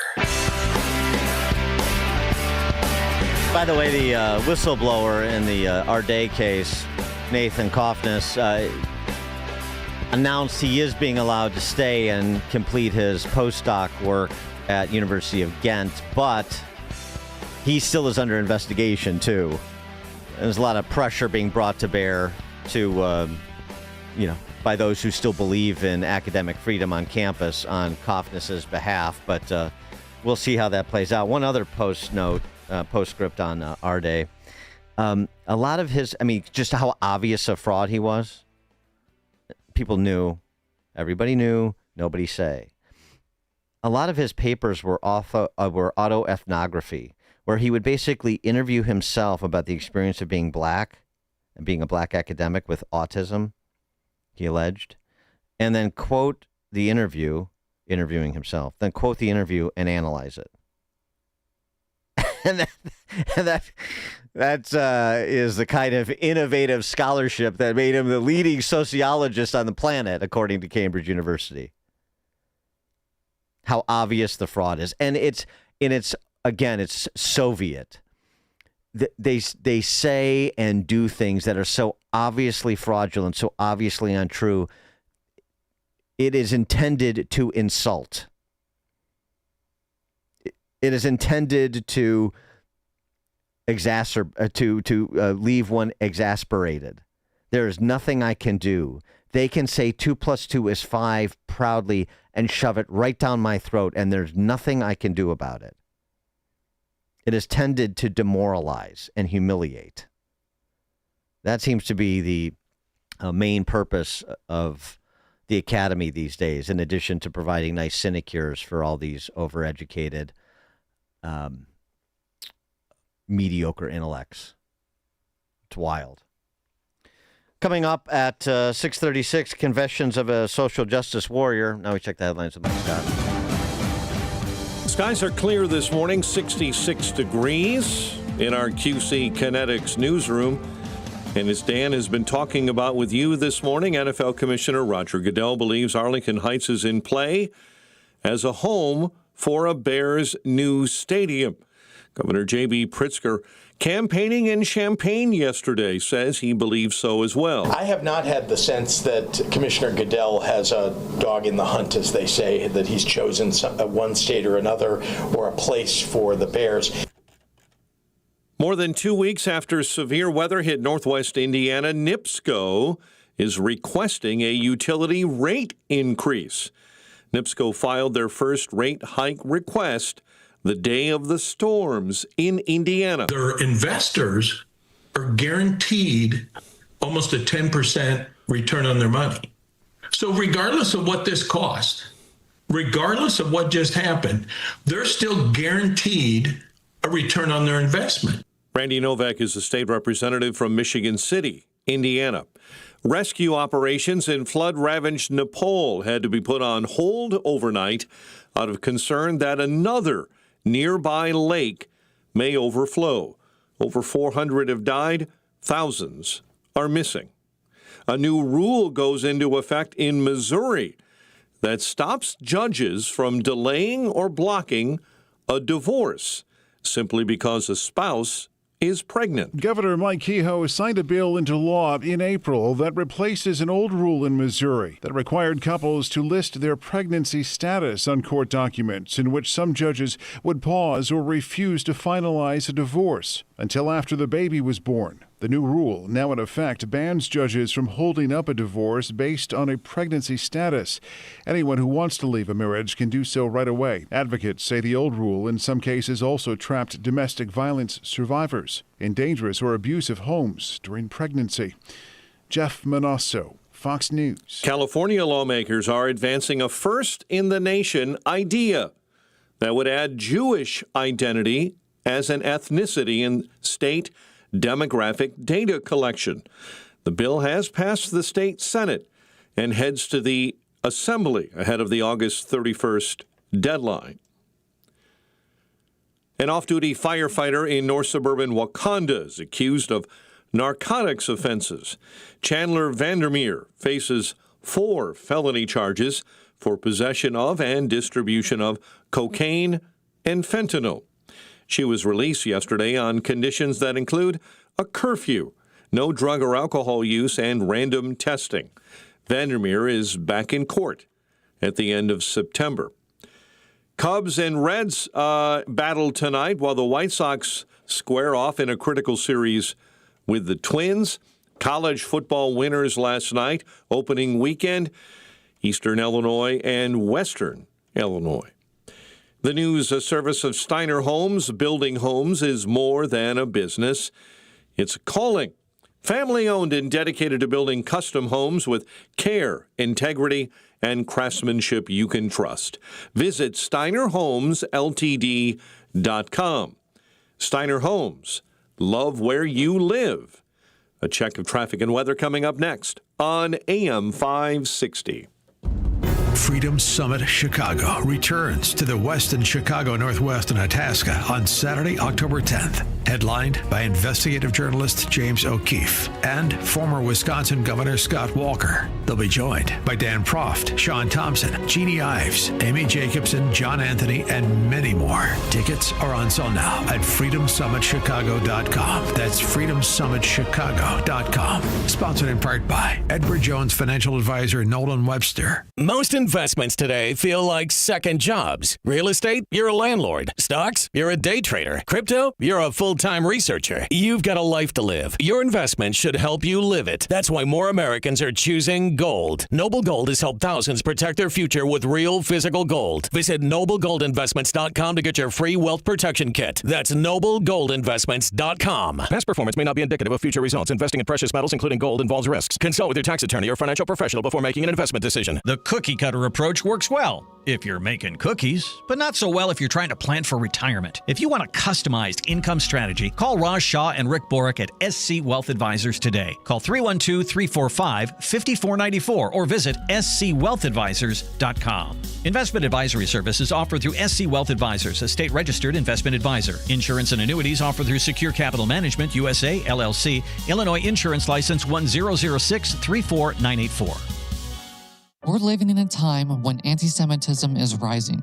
Hostility toward Israel is growing, and Jewish people are facing hatred and contempt. As Christians, we can't let culture determine our response. We need to let Scripture determine our response. The Bible reminds us that God is faithful, and when God makes a covenant, He keeps it. His promises to Abraham, Isaac, and Jacob still matter today. That's why I'm proud to support the International Fellowship of Christians and Jews. For more than 40 years, the fellowship has united Christians and Jews to care for Israel's most vulnerable people, providing food, medicine, shelter, security, and assistance. As believers, we're called to stand against hatred, pray for the peace of Jerusalem, and remember that we're part of one redemptive story, rooted in the faithfulness of God. As Esther 4:14 reminds us, we have come to this moment for such a time as this. Discover how you can get involved with the fellowship at standwithifcj.org. That's standwithifcj.org. It's hard to deny the constant attack of negative emotions that flood us online. The fear, anxiety, worry, and confusion that come from the constant stream of news and social media can be overwhelming. There is a way to escape this never-ending cycle and find peace, hope, and joy in your daily life. Christianity.com, with a wide range of daily devotionals, biblical answers to life's toughest questions, and insightful Bible study articles from your favorite pastors and authors on current events and issues, Christianity.com provides a little heaven on earth. Go to Christianity.com now. Hair Volume from New Nordic will make your hair look thick and healthy. Hair Volume is available online at Amazon and NewNordicUSA.com or in the hair care aisle at your local CVS. 6:40. Team Hochberg Traffic Center time. Kennedy is okay. Ike right now running at 27 minutes. In right now from Manheim to the old post office. Lakeshore Drive running right now with delays. Light tap of the brakes at Bryn Mawr up to Hollywood, and the Reagan already developing delays eastbound right at 22nd through the Tri-State. Traffic, a service of Audible. When you start listening to books on Audible traffic, well, it might seem like less of an annoyance and more of an opportunity for another chapter. Audible stories that speak to you. New members, start a 30-day listening trial at audible.com. Chicago's Morning Answer continues next. Now a check of your morning forecast in the Air Right Heating and Cooling Weather Center. Sunny with a high of 83. Get the latest weather, traffic, and news updates online at 560theanswer.com. This hourly segment is brought to you by Goldilocks, offering 24/7 security solutions for homes and businesses. Call them today at 708-889-5600. Now, from The Signature, a division of Esquire Bank Studios.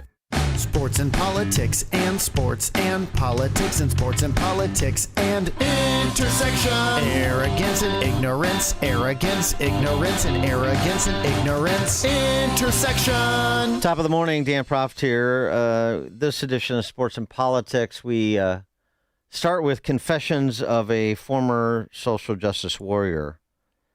We'll make the sports connections momentarily. Just be patient. Sabrina Joy Stevens is her name. She sat down with Free Press, one of their podcasts, to talk about the mentality that informs the social justice warrior, the DSA apparatchik, indistinguishable. Groupthink Inc., she calls it, does Sabrina Joy Stevens.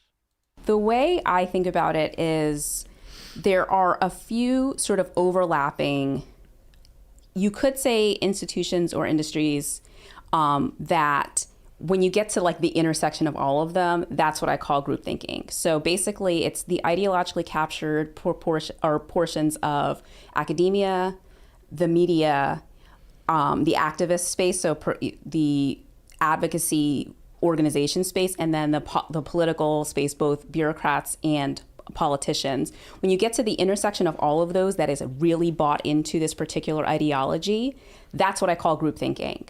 So a lot of times when people talk about what's happened, especially on the left, it's very easy to reach for a cult metaphor. And I absolutely understand why people do that. I've done that too, because it very much operates in a lot of the same ways that cults do. But I think that's mostly because it's on the same hardware, right? The human brain doesn't do too many very different things depending on what's going on.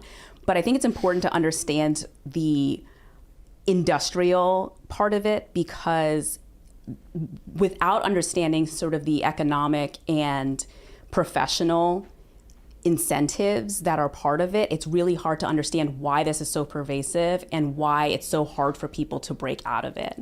The industrial part of it, right? Academia, media, entertainment.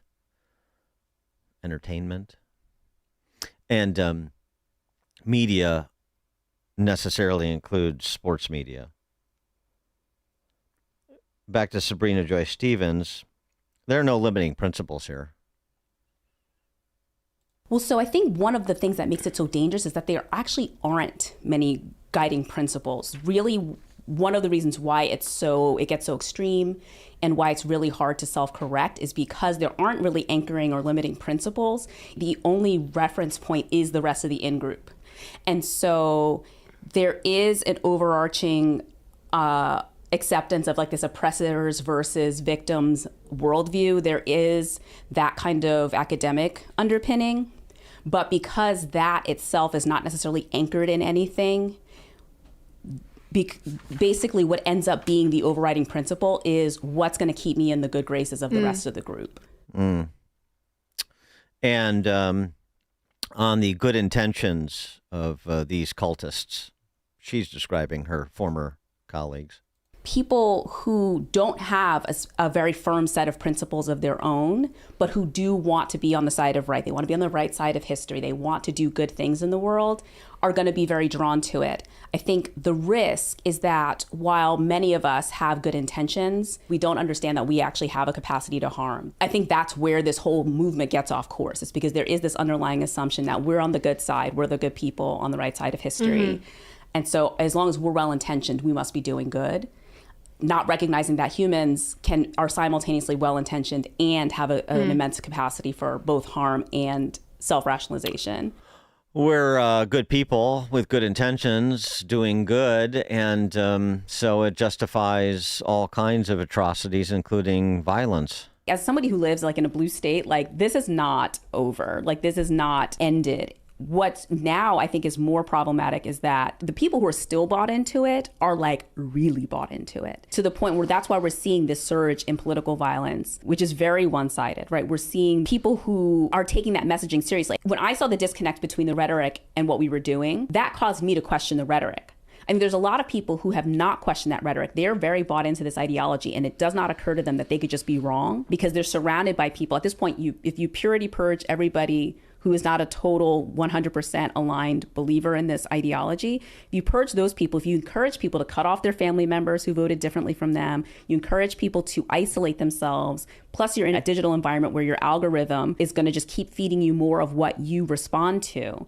You've got now a person whose mindset is really hardened. That rhetoric is still very powerful. Now there are people like, well, if that's true, then I'm going to go bomb a Tesla, or I'm going to go throw a and Molotov cocktail at Sam Altman, whatever it is. Exactly. I'm going to go set an ice station on fire. There are people, kill Charlie Kirk. Or kill Charlie. There are people now who are just taking that rhetoric to its logical conclusion. And so that's the thing we have to deal with now. When people have a very oversimplified understanding of the world, they're going to take oversimplified action to deal with it. And unfortunately, the simplest thing you can do to stop a problem is to stop the person who represents it. And so that would include like going back to, the Summer of Love and suborning and rationalizing, outright supporting the Black Lives Matter inspired violence in the streets of America's cities.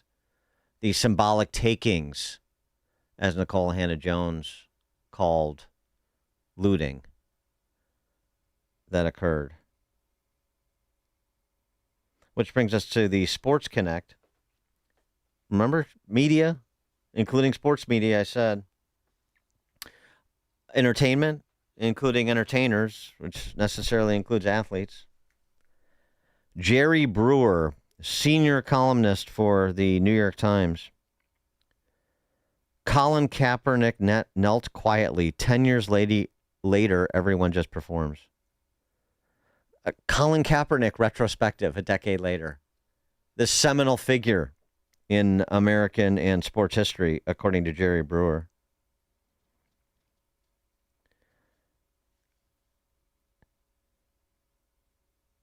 With an earnest approach, Kaepernick took a stand, and through all the noise, all the debate and demonization, all the hijacking of his message, which was what? I hate America, and look at my socks with cops represented as pigs. What? So deep. With an earnest approach, Kaepernick took a stand, and through all the noise, all the debate and demonization, all the hijacking of his message, he has never abandoned that approach. After witnessing the behavior of sports figures who have sprinted to the microphone over the past decade, you have to admire Kaepernick's conviction and lack of interest in celebrity. I don't know that he has a lack of interest in celebrity. I think his Andy Warhol time just expired. He couldn't sustain his celebrity because it just wasn't that interesting after a while.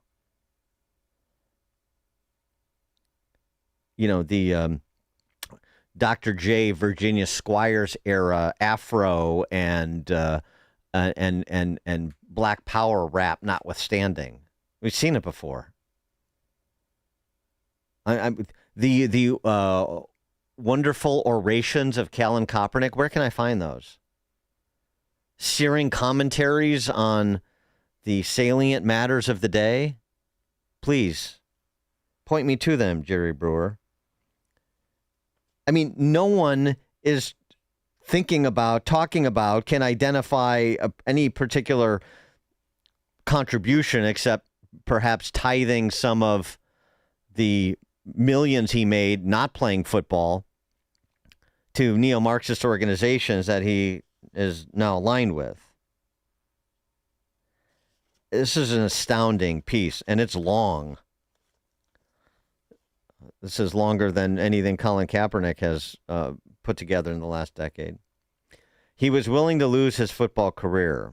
Well, his play had something to do with that too, but I digress.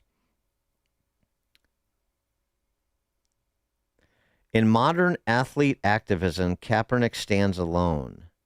He is far from beloved, but his stance is aging well. What is it? He keeps talking about his stance, and he never defines what it is. Throughout this entire piece, his activism, his stance, what he's done, there's no specificity here. It's noticeable. The prominent athletes of the last 10 years have mishandled what they should have treated as a precious legacy. With their conceit, the clout chasers have turned his courage into a template without asking what made the original worth copying. What? And so then he folds in, does Jerry Brewer, Chicago Bulls three-point specialist Craig Hodges.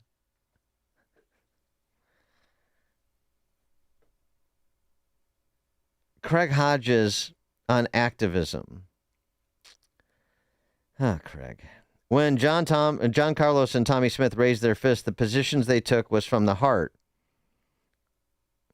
That was 1968. Okay. If you're speaking truth to power, go ahead. I'll be sitting back eating my popcorn, watching like a movie. But if you're magnifying yourself instead of the issues, not interested. It doesn't matter if you happen to bring a little attention to the cause, because if you're getting in the way of the cause. You have to think about the freedom and magnitude of wealth that today's athlete has. It's capitalism versus people, man. Is it their responsibility to care from an individual standpoint? No. Do they have a greater opportunity than most to try to change the world? Yes. But it can't be something that they think they should do. It's not a career achievement. It's about caring about people, man. Is Craig still on the mind-altering substances? What the hell is he talking about? And so Jerry Brewer tries to add gravity to that observation. Capitalism versus people, man, the magnitude of the wealth, but they don't. They have an opportunity, but it has to be from a certain place. Okay. Activism is different from speech, writes Brewer. Kaepernick jolted the sports world from a state of indifference. What he did was narrow and specific. He was a lone wolf with a clear concern and a plan which he would not deviate. A plan to do what? What was the plan? I don't know. He demonstrated before every game during a 2-minute patriotic window and was willing to risk it all to pull attention to his cause. But over the years, many extracted the wrong takeaway. Look at the value of my platform. Look at me, not look at the plan, I guess is the implication. So his big plan and his big contribution was kneeling during the anthem? And that was going to do what? Force a conversation on race in America? It's about time. We have to have that conversation about race in America. Oh, man. This is really punishing to get through. And then Brewer transitions to the bad actors. Colin Kaepernick is the lone wolf representing activist Puritan, pure activism, pure selfless activism, man, to borrow from Hodges, whereas the Aaron Rodgerses of the world and the Enes Kanter Freedoms and the Royce Whites and the Sophie Cunninghams, these are all those individuals who are interested in audacity, but not doing anything to advance the cause of people, man. Whew. It's a real look-see into the stickiness of the DSA set and the increasing popularity, as Sabrina Joy Stevens was describing. I mean, she talked after, go on into that podcast. She talked about, after I finally stepped away, I started listening to the rhetoric and connecting it to the behavior and really thinking about it. And I finally had to withdraw. But she's like, I spent years sort of just reconciling this SJW period of my life. The deprogramming is not as easy as you might think. And again, as with the COVIDians, it happens one at a time. The delusion can occur quickly like a brush fire en masse. And the deprogramming, one at a time, painstaking. And the damage that's done while you're waiting for the movement to subside and for enough people to regain their sense to stop participating in these destructive activities. It's something. George in Naperville. Yes, Dan, what do you think of a solid brass knee doorstop? The NFL would approve it, of course. Thanks for the call, George. The stories you need to know to start your day. This is Chicago's Morning Answer on AM 560. The Answer.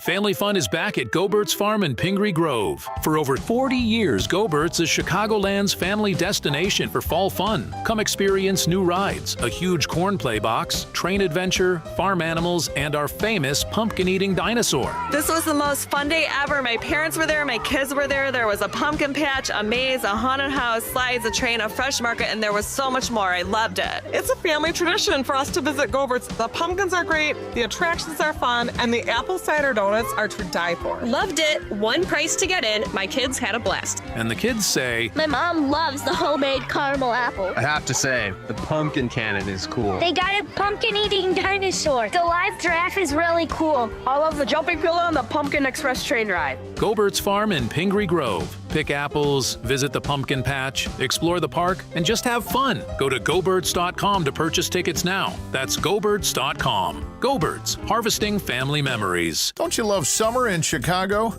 But I bet you hate painting year after year, so do what your neighbor Rich did. He called Rhino Shield. Aluminum siding built in 1961. It also had a lot of stains, and it was white, and we wanted to change the color. And Rhino Shield comes with a 25-year warranty and is formulated specifically for our unique climate here in Chicago. We're told that it's hard to paint aluminum siding and get a good adhesion with regular paint, so Rhino Shield was great. And just in time for summer Chicago, you can get the guaranteed protection of Rhino Shield for 10% off the regular price. They came on a Saturday and power washed everything all around the house. And then they came back and did all the work on Monday and Tuesday. And in 2 full days, they worked on a Monday and were completely done by Tuesday. This offer is for a limited time, so call now, 847-850-1132, 847-850-1132, or ChicagoRhinoShield.com. Go Rhino Shield! The TV tide is turning, and millions of Americans are tuning to Salem News Channel. For breaking news, common sense analysis, and the conservative voices leading the conversation, SNC delivers the stories that matter most. Watch Scott Jennings, Larry Elder, Mike Gallagher, and many others tackling the issues facing our nation. Stream free on Pluto TV, Samsung TV, the Roku channel, and more. Salem News Channel. The news you want, the perspective you trust. AM 560, The Answer. Yeah, and by the way, on Colin Kaepernick, I'd be remiss if I didn't mention the influence of his rapper girlfriend, or maybe wife now, I don't know. Don't particularly care. You know, he did it all for love. Colin Kaepernick. Whew. Coming up at 7:07, we'll see if Pastor Corey Brooks is excited that Brandon Johnson has removed all the honkies from City Hall. It's now 7 o'clock on AM 560. Time is running out. I'm Carmen Roberts, Fox News. It's been almost 2 days since a glacier landslide caused a devastating flood in Nepal and Tibet, and crews are scrambling to find the missing. Time is of the essence as conditions continue to get worse as more rain is scheduled over the next few days. Fox's Stephanie Bennett reporting from London. Nepal says at least 547 people have died, while at least 5 were killed in Tibet. Together, both countries say more than 1,500 people are still missing, including 90 Americans. Those sources told Reuters 117 tourists have been rescued, including 2 U.S. nationals. Emergency management crews are closely watching a lake formed by the flood in case it starts overflowing again. Jurors in the Lindsay Clancy trial in Massachusetts will resume deliberations this morning as they try to determine if she's criminally responsible for killing her 3 children in 2023 or whether she was in the midst of postpartum psychosis. President Trump arrives at an awkward moment for his presidency today as the war against Iran reaches the 6-month mark, a notable milestone for the conflict. The Republican leader repeatedly assured Americans it would be a little excursion lasting a matter of weeks. A big issue remains the Strait of Hormuz, and U.S. Admiral Brad Cooper posted on X. Internationally recognized transit routes in the Strait are free of Iranian sea mines thanks to the incredible work of the U.S. military. And President Trump has shifted gears from military action, says he's not in a hurry to end the war as he relies on economic sanctions to pressure Iran. And U.S. crude oil is a bit lower this morning at $82.87 a barrel. And Russian forces resume drone attacks on Ukraine's capital region of Kyiv and killing 1 person and wounding 2. America's listening to Fox News.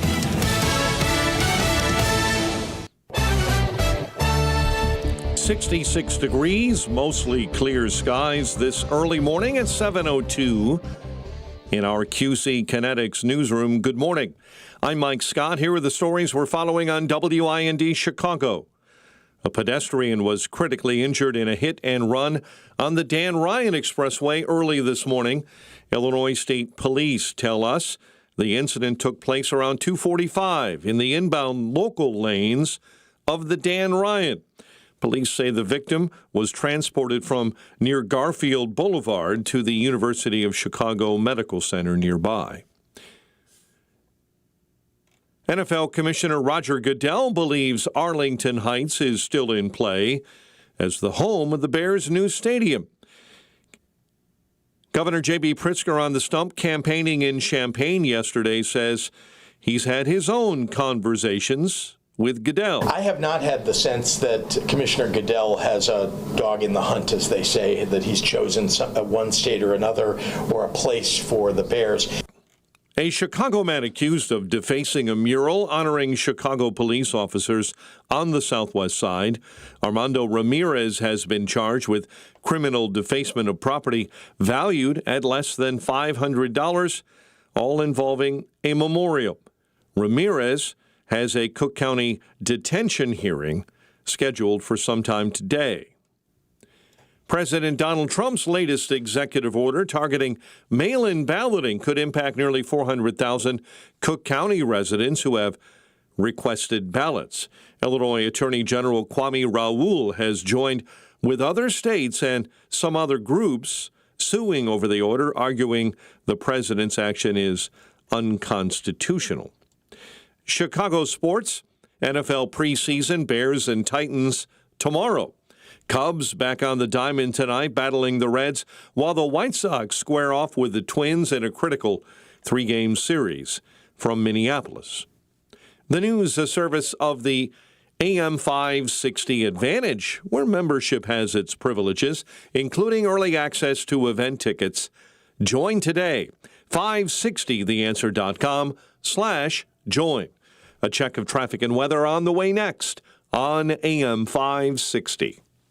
Be a part of the Freedom Chamber Meet and Greet, an evening to connect with pro-American business owners, leaders, and members of our community. Join the Freedom Chamber team and network with local members on Thursday, September 10th from 4:30 to 7 p.m. at Shannon's Deli in Lombard. Enjoy drinks, snacks, conversation, and a special tribute to our friend, Charlie Kirk.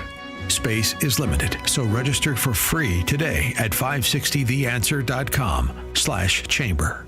WIND, Chicago. Signature, a division of Esquire Bank, offers Chicago businesses relationship-first banking. Signature knows your name and your story because personalized banking still matters.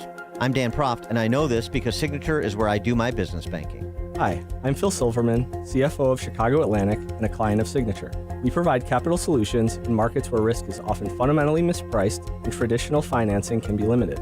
At Chicago Atlantic, success depends on experience, responsiveness, attention to detail, and an entrepreneurial mindset. That's exactly what we found with Signature. Their team understands how we operate, supports our growth, and delivers the kind of personal service that's increasingly rare in banking today. And that's exactly why we bank with Signature. Signature helps local businesses succeed. Want to learn how Signature can help turn your business vision into reality? Call Signature, a division of Esquire Bank, at 773-467-5600 or visit signature.esquirebank.com. Esquire Bank, member FDIC, equal housing lender. Your kitchen's outdated. Your bathroom feels cramped. Every day you wait, prices go up. And you keep living in a space that doesn't work. At Forever Remodeling, one team handles everything. Design, planning, and installation, start to finish. We show you your new space in 3D before we ever break ground. No surprises. With flexible financing options, the home you want is closer than you think. Visit foreverremodeling.com. That's the number 4everremodeling.com to schedule your personalized in-home design consultation. We work a lifetime to build a legacy for our families, but the most enduring gift you can give them is the peace of mind you provide when they need it most. When you pre-plan your arrangements at Catholic Cemeteries of Chicago, you replace the weight of uncertainty with the gift of clarity. Secure today's costs and protect your family from making emotional and financial decisions at the time of need. It's a final act of love they'll never forget. Visit CatholicCemeteryChicago.org or call 708-236-5400. 7:07. Let's get an update on the roads in our Team Hochberg Traffic Center. And this update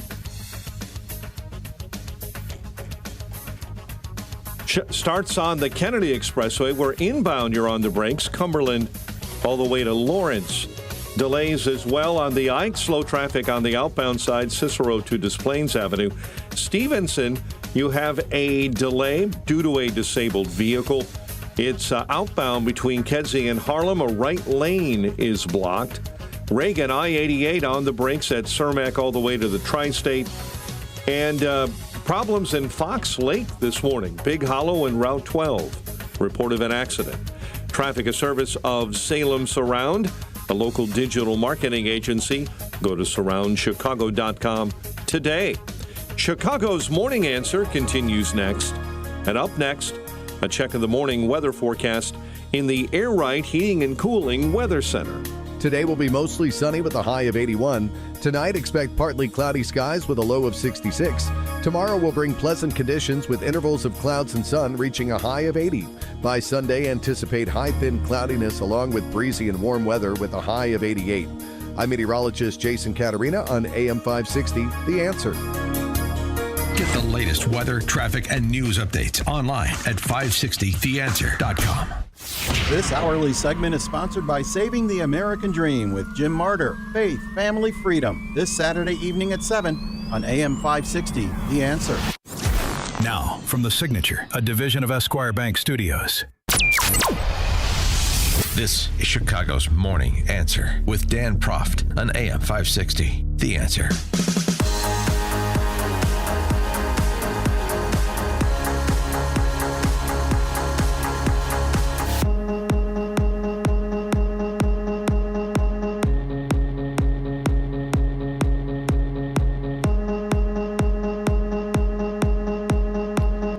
Top of the morning, Dan Proft here. So we're spending more to produce declining results when it comes to students' performance and CPS. The tax burden is driving people out of the city or imperiling their ability to stay in their homes, particularly in majority minority neighborhoods and some of the poorest in the city. Inglewood, West Garfield Park, seeing 100% increases in property taxes.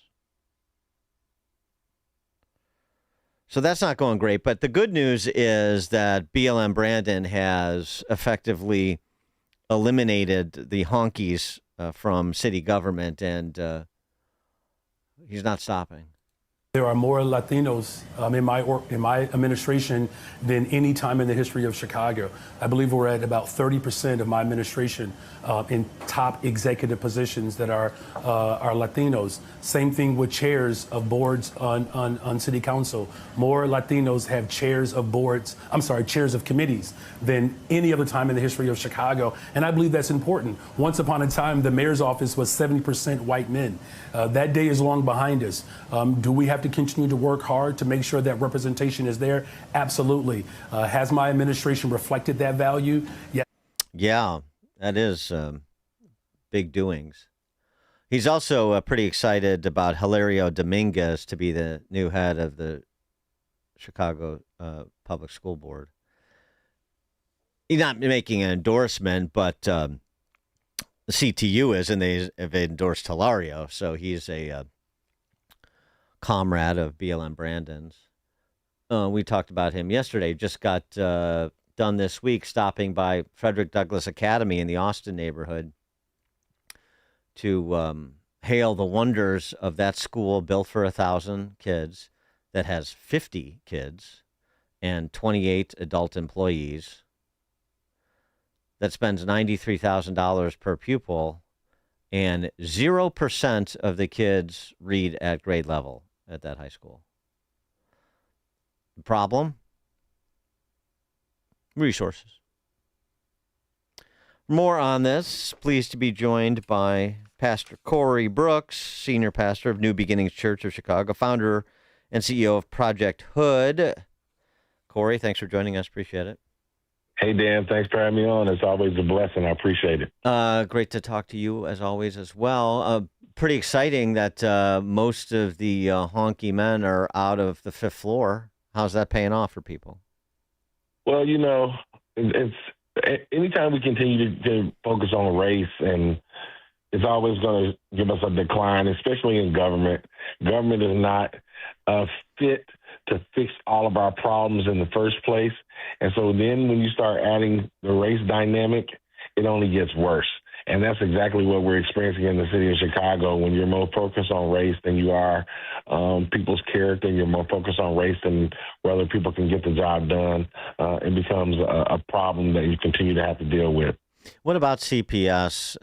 These school board elections, I don't know how much they matter. Take your input on that, and just the prospect. I mean, have you given up on CPS yet, or do you still hold out some hope if there's I don't know, and I don't know what this looks like, a new regime and new leadership and a new attitude, that you can do something productive with the $10 billion we spend to maleducate 70% of the kids?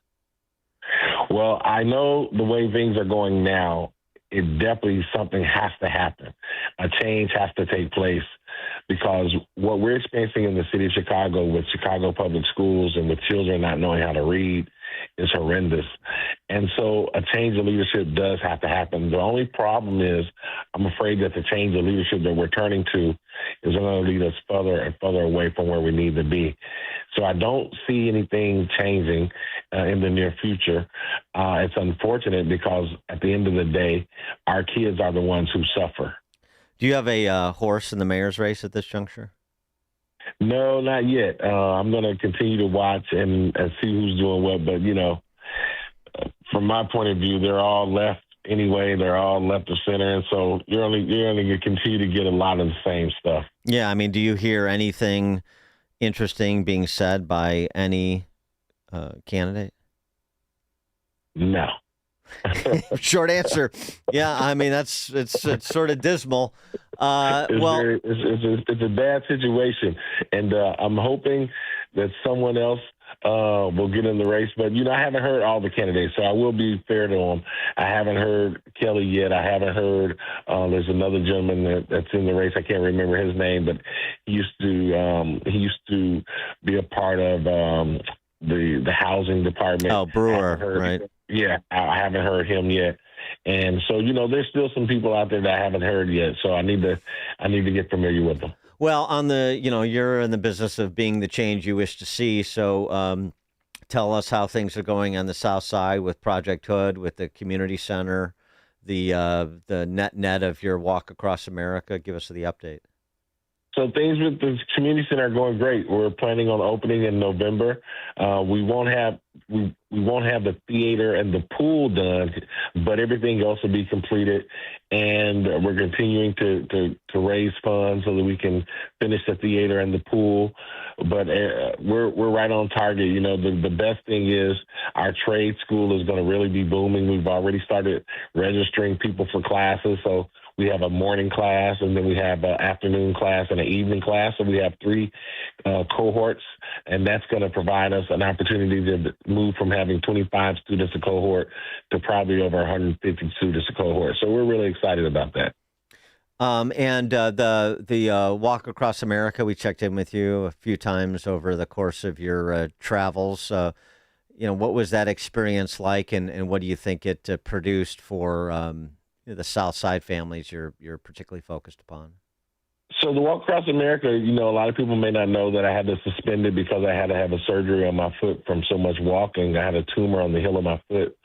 But I made it to Louisiana, and I tell you, I met some great people all across the country, and I really found out that we're closer to one another as Americans than the government tries to make us believe. They're interested in dividing us, but there are a lot of great and wonderful people all across the country.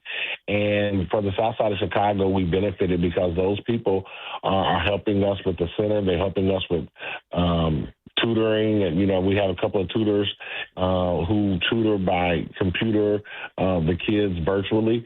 So it was very beneficial. The status of the neighborhood, the neighborhoods that you serve, the Project Hood serves, your church, the community center. We've had some developments over the summer months, closing of some drugstores, closing of the Save-A-Lot grocery stores. We haven't seen the Brandon Johnson city-owned grocery stores come online yet. How do things stand just with sort of the everyday conveniences and needs of the families that you're efforting to serve? There's no doubt about it that there's a major struggle, and it's tough. When you have grocery stores that are closing, you have pharmacies that are closing. It is a task at hand, and it becomes very difficult for people to live.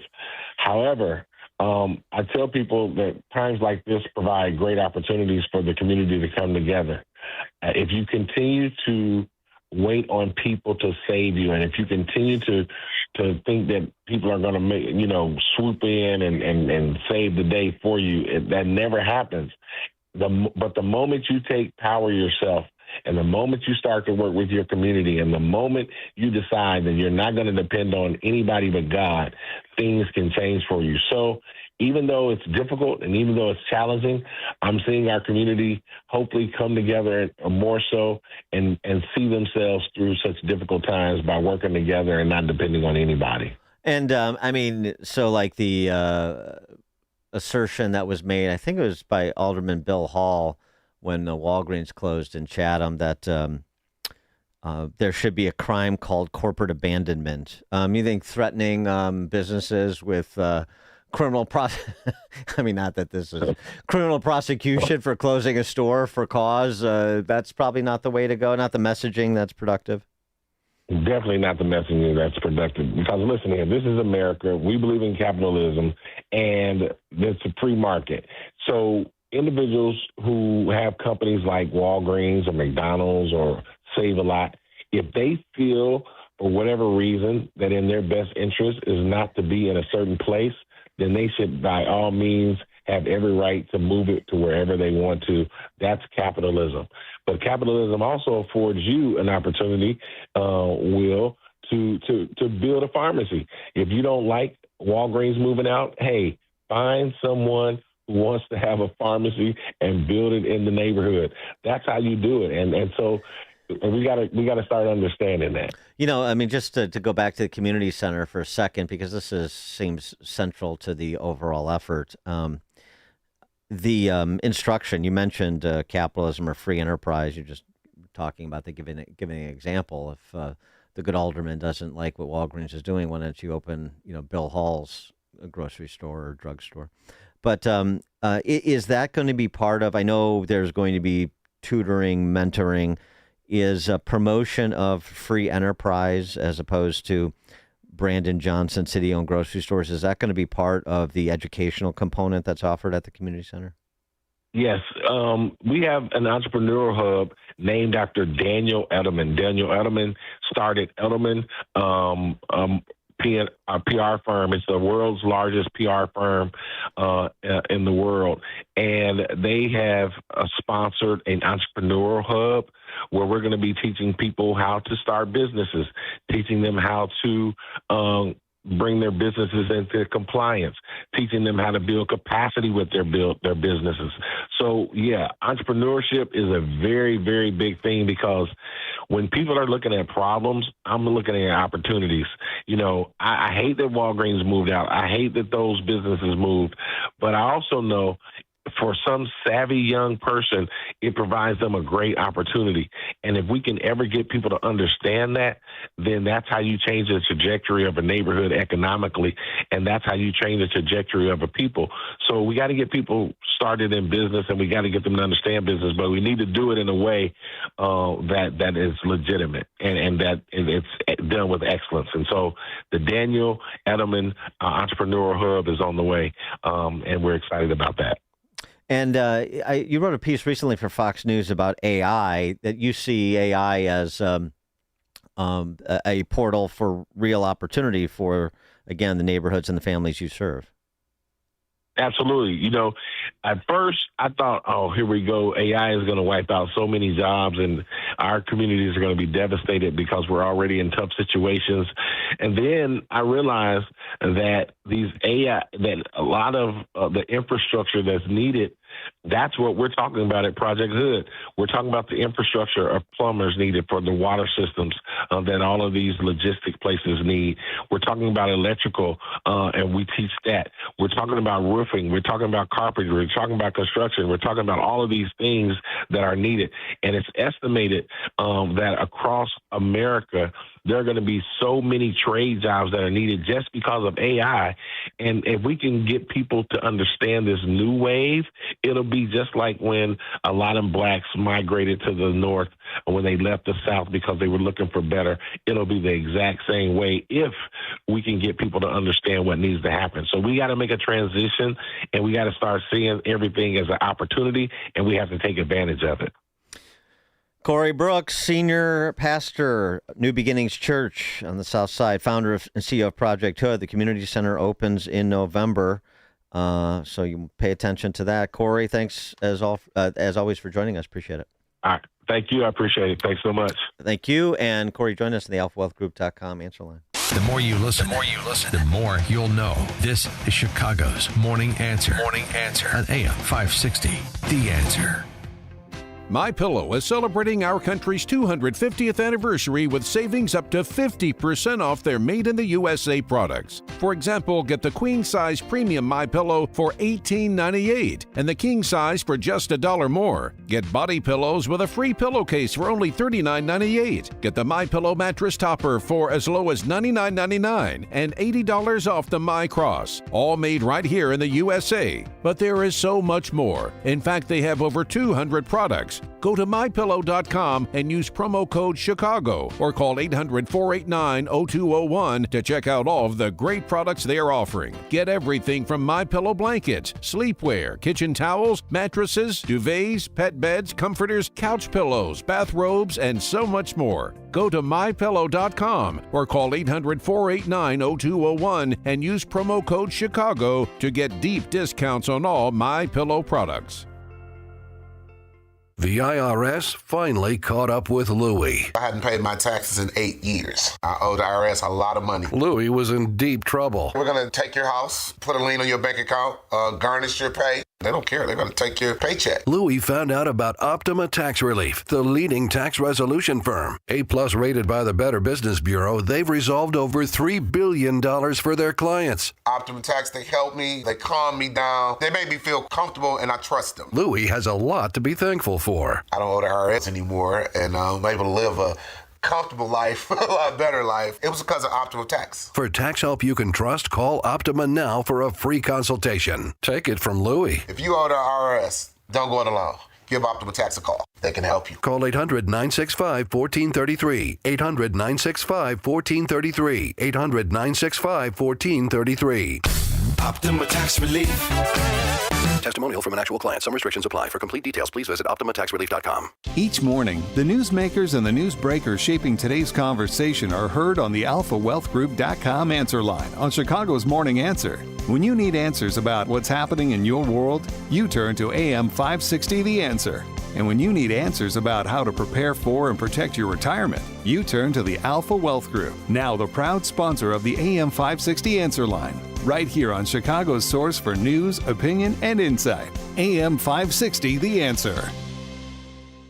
Since 2007, Folds of Honor has awarded nearly 73,000 educational scholarships, over $340 million to the children and spouses of America's fallen and disabled military heroes and first responders. This year alone, 7,700 qualified applicants didn't receive funding, not because they didn't deserve it, because resources ran out. You can change that. On Saturday, September 12th, you're invited to an exclusive VIP concert experience at a private estate in the northwest suburbs of Chicago, featuring Gary LaVox of Rascal Flatts and the Swan Brothers, benefiting Folds of Honor. This is an intimate evening with incredible live music and an even more incredible cause. Tickets are limited, and if you own a business, this is your chance to put your brand behind something that truly matters. Honor their sacrifice, educate their legacy, make lifetime memories. For tickets or business sponsorship opportunities, visit foldsconcert.com. That's foldsconcert.com. Saturday, September 12th. Don't miss it. foldsconcert.com. AM 560, The Answer.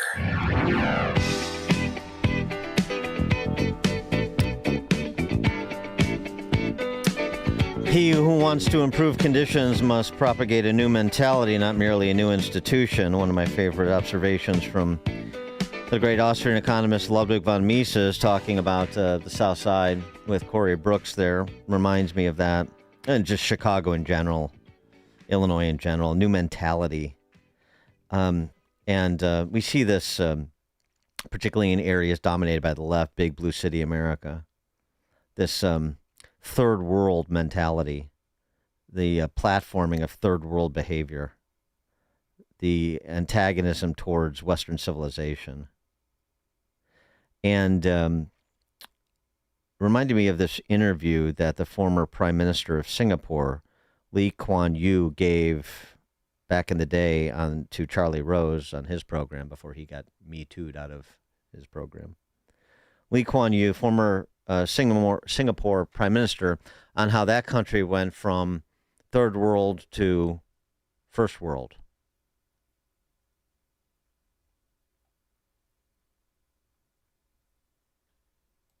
The difficult part was getting the population that's been behaving like a third world to start behaving like the first world. And that's what I want to know. How did you do that? Well, people used to make fun of us because the foreign correspondents came and watched us start these campaigns on television, and ministers saying, stop spitting, stop littering. We had them by the month, you know. Let's do it differently. You can't do silly things like you did before because you want to be host to first world guests. So you can't be peeing all over the place as you did in the old squatter villages. But there were a few who were still troublesome. So they will pee into the lift just to be a nuisance to their neighbors. So we installed in the lift special sensitive instruments that will stop the lift the moment you do that, and you apprehend them. But it's funny, but it's real. But it worked. But it's real. Then they were smart. They opened the lift door and peed from the outside in, and you caught nothing. You see how wicked they are? So we installed a camera that will catch them from the outside into. And so it went on, but it improved. I'm not saying we are there, but if you want tourism, you've got to have clean public toilets. Right. And we didn't have that. So we had to run a campaign that says, flush it, you stupid man. You owe it to the next chap, or you may be the next chap. It took some doing. We're not there yet, but we are getting there. We still have people with mobile phones at concerts that go kring and make music. So what do you do to stop that? Catch all of them by the scruff of their neck and throw them out. You know, the point is, the illustration is that the little things are big things, and you start to change behavior by not tolerating gutter culture, and you start to change a neighborhood, you start to change a community, you start to change a country. And obviously in big city America in particular, we've seen a pretty rapid slide away from civilization. So I don't know. I mean, it sounds sort of small ball, the prime minister of a country to be concerning himself with these things. Oh, it would sound maybe small ball for a mayoral candidate for the Chicago to be talking about things like that are sort of gross. But that's the whole point. The city's become gross. It's not just the violence, it's the everyday existence, even when you're not being violently accosted. It's sort of the broken windows theory applied not just to criminal conduct, but to culture writ large. Something to that. Coming up at 7:37, we're going to talk to Jim Miggs from the Wall Street Journal about quote-unquote late capitalism. 7:37, now we check the headlines with Mike Scott. 7:31 in Chicago. A little sunshine and 66 degrees. A pedestrian was critically injured in a hit and run on the Dan Ryan Expressway this morning. Illinois State Police say it took place around 2:45 a.m. in the inbound local lanes near Garfield. The Kane County Sheriff's Office is searching for a deputy's missing AR-15 rifle. Someone broke into the deputy's truck while it was parked outside their home in Aurora on Tuesday. The thief got away. The sheriff's office is now searching, and there is an internal review into the deputy's actions. NFL Commissioner Roger Goodell believes Arlington Heights is still in play as the home of the Bears' new stadium. On the stump, campaigning in Champaign yesterday, Governor J.B. Pritzker. I have not had the sense that Commissioner Goodell has a dog in the hunt, as they say, that he's chosen one state or another or a place for the Bears. Rescue operations in flood-ravaged Nepal had to be put on hold overnight over concerns that another nearby lake may overflow. Investors are awaiting Fed Chair Kevin Warsh's first keynote address at the Jackson Hole Economics Symposium today. No one I talked with believes that the new Federal Reserve Chairman Kevin Warsh will offer any forward guidance whatsoever in the speeches coming up. Now, I did talk with Cleveland Federal Reserve President Beth Hammack, who is a voting member, and she made it clear she plans to vote for a rate hike in the September meeting. I think it's time to act. I think we've seen inflation above target for too long. I'm not seeing tension in the mandate. Again, we're doing well on the labor side, not so well on the inflation side. No, others on the board do support a rate hike. Now, Hammack says she's not concerned about the July jobs report showing an overall loss of 23,000 jobs because she sees a very stable unemployment rate. I did ask her about the divided Federal Reserve, and she put a positive spin on it. Warsh is set to discuss plans and the general economic picture. General Mills says it's removing artificial color from all of its cereals, including brands like Lucky Charms and Trix. General Mills also saying 90% of its U.S. products have transitioned away from artificial color. Both U.S. senators from Illinois are calling on Amtrak to provide more information on plans to relocate a maintenance facility from the South Loop to Bridgeport amid growing backlash from neighbors. So just show us what you want to put here so that everybody can see it. Rip the Band-Aid off it. The community upset with Amtrak plans to build a 24/7 maintenance facility on existing railroad viaduct along Canal between 33rd and 35th. Alderman Nicole Lee has not seen much of the extensive plan. I don't understand how a project of this size and scale can be approved so quickly for funding with zero engagement. Amtrak currently operates a 47-acre maintenance facility in an industrial area near 14th Street. Work on the $900 million project is expected to begin this fall.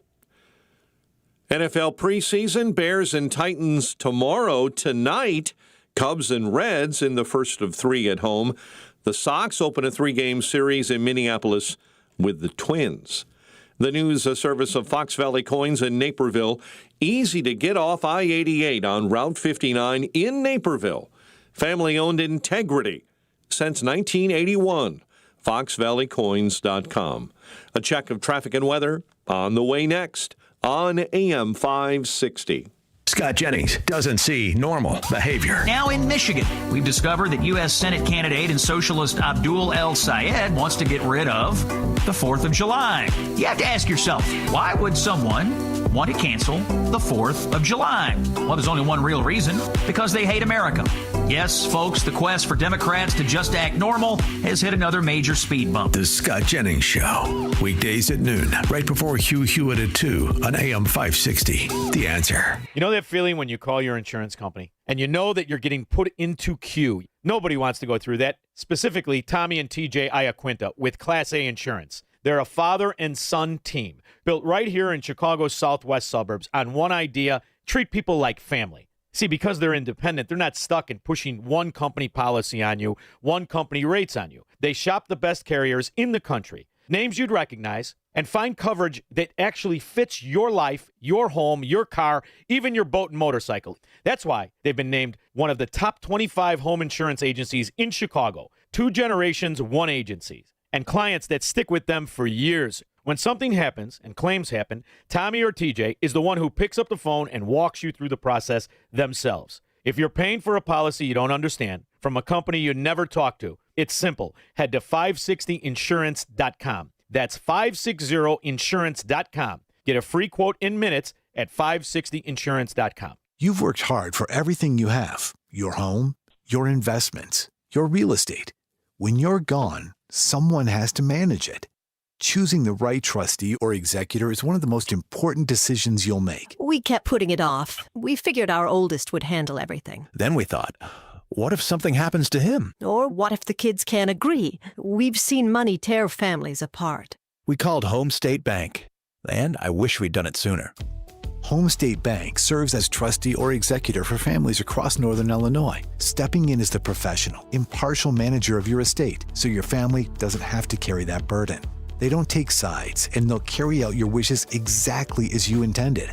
Take the first step today by calling 815-459-2000 to meet with a trust officer face-to-face. Again, that's 815-459-2000. Home State Bank. Hometown professionals working together to build a stronger community since 1915. Sponsored by Progressive Insurance. Protect your family, your phone, and your furry friends with life, electronic device, and pet health insurance. 7:38 Team Hochberg Traffic Center time. We're on the south side of Chicago this morning, Auburn Gresham neighborhood, 87th and Laughlin. Yes, that is a car right into a building. No structural damage from the inside. Outside, though, front of the building took a bit of a beating. We're also watching an accident in Elmhurst, North Avenue in Myrtle, West Chicago, Route 59 and North Avenue. Route 53 on the brakes southbound Rand to Kirchhoff. Lakeshore Drive northbound Stevenson to Monroe, you're on the brakes. And Stevenson outbound. A slow ramp to the inbound Dan Ryan. Traffic, a service of Dell Technologies. Back to school starts now. Get long-lasting battery life on the Dell XPS laptop powered by Intel 3 series core processors, so you can work from anywhere. Now from $699 with exclusive student pricing. Chicago's Morning Answer continues next, and up next, check of your morning forecast. In the Air Right Heating and Cooling Weather Center, mostly sunny and 83 this afternoon. Get the latest weather, traffic, and news updates online at 560theanswer.com.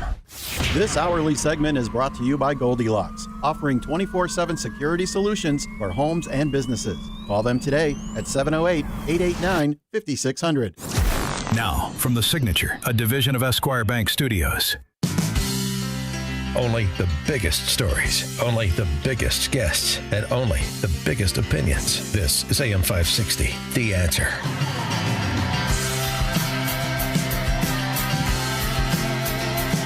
Top of the morning, Dan Proft here. At a time when a majority of self-identified MAGA voters under the age of 40 support state-run grocery stores, I don't think we're getting the full-throated defense of the free enterprise system from the Trump administration that is required here.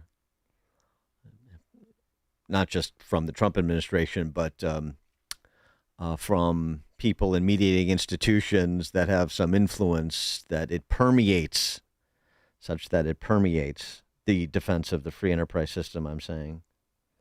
Because absent that, things are trending in a troubling direction, and I'm not just talking about DSA. Remember, this was J.D. Vance on Uncle Milty and free enterprise just a couple of months ago on Michael Knowles' podcast. I mean, even things like when the president said a few weeks ago that, he absolutely wanted to seize the equity of the AI companies. And, you're not supposed to say that. Right. And it's like, guys, he's the president and he sets the agenda and he just said it. And by the way, nobody really even protested. Yeah. So the president funny? Has already, and obviously I'm biased, I'm his vice president, but the president has already completely reoriented the conversation towards what you might call an American developmentalist approach.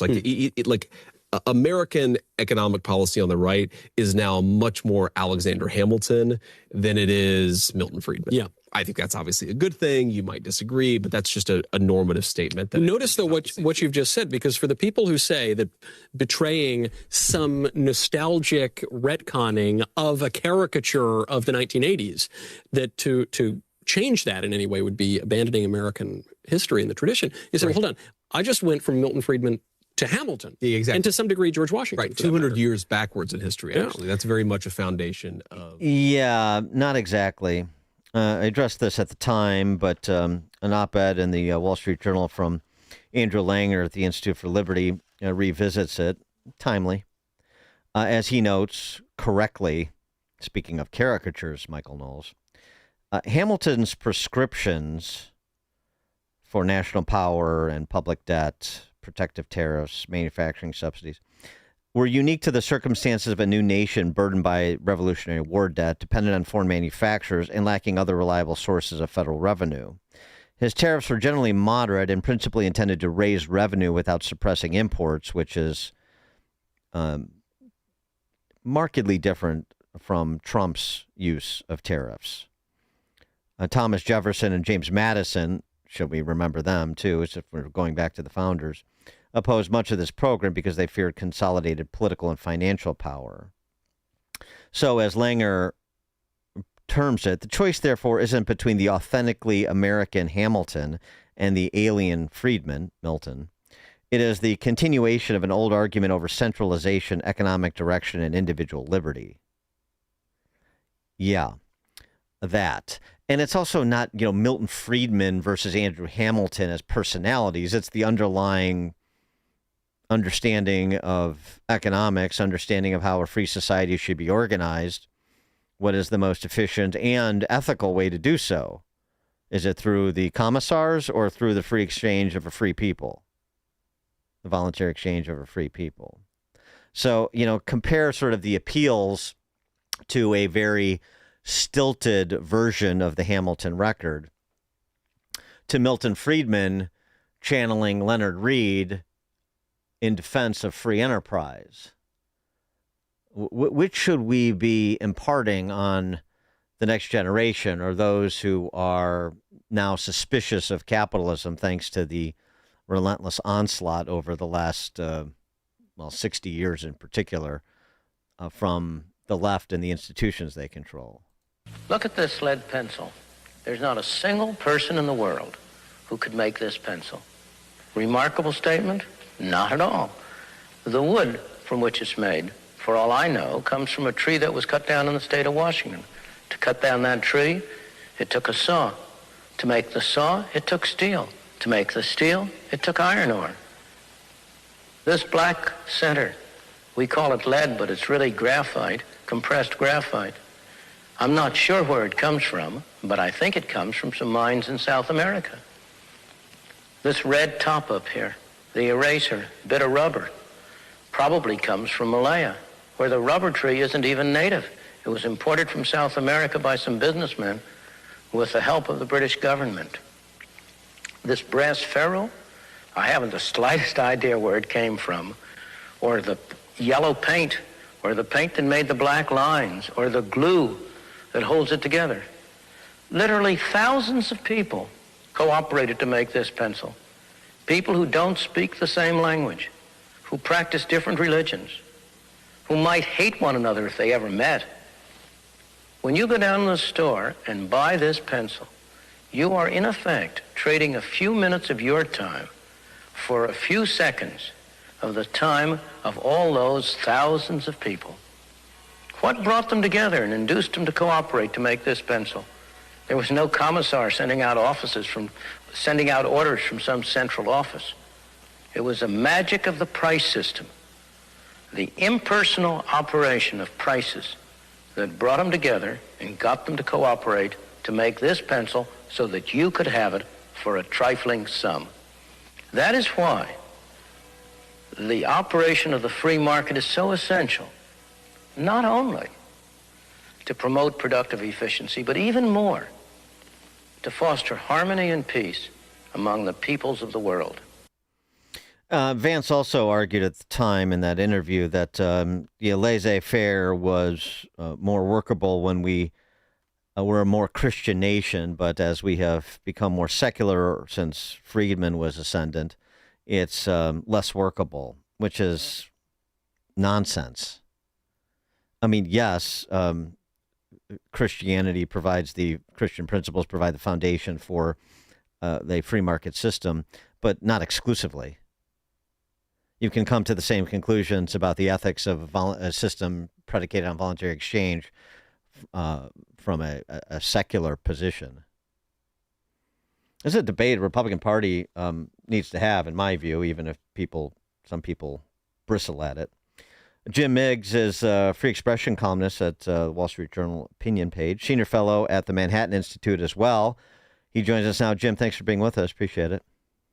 Hey, Dan, it's great to be here, and it does my heart good to hear that classic Milton Friedman clip you just played. Yeah, totally. As I've said before on this show, we should be pooling our resources in free market circles to get every kid in America a copy of Leonard Read's I, Pencil essay and have them, sort of commit the lessons to memory as a baseline, like in kindergarten.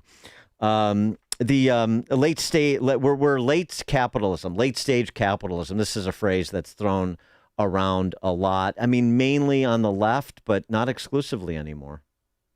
Yeah, you hear it all the time. Sometimes people use it seriously.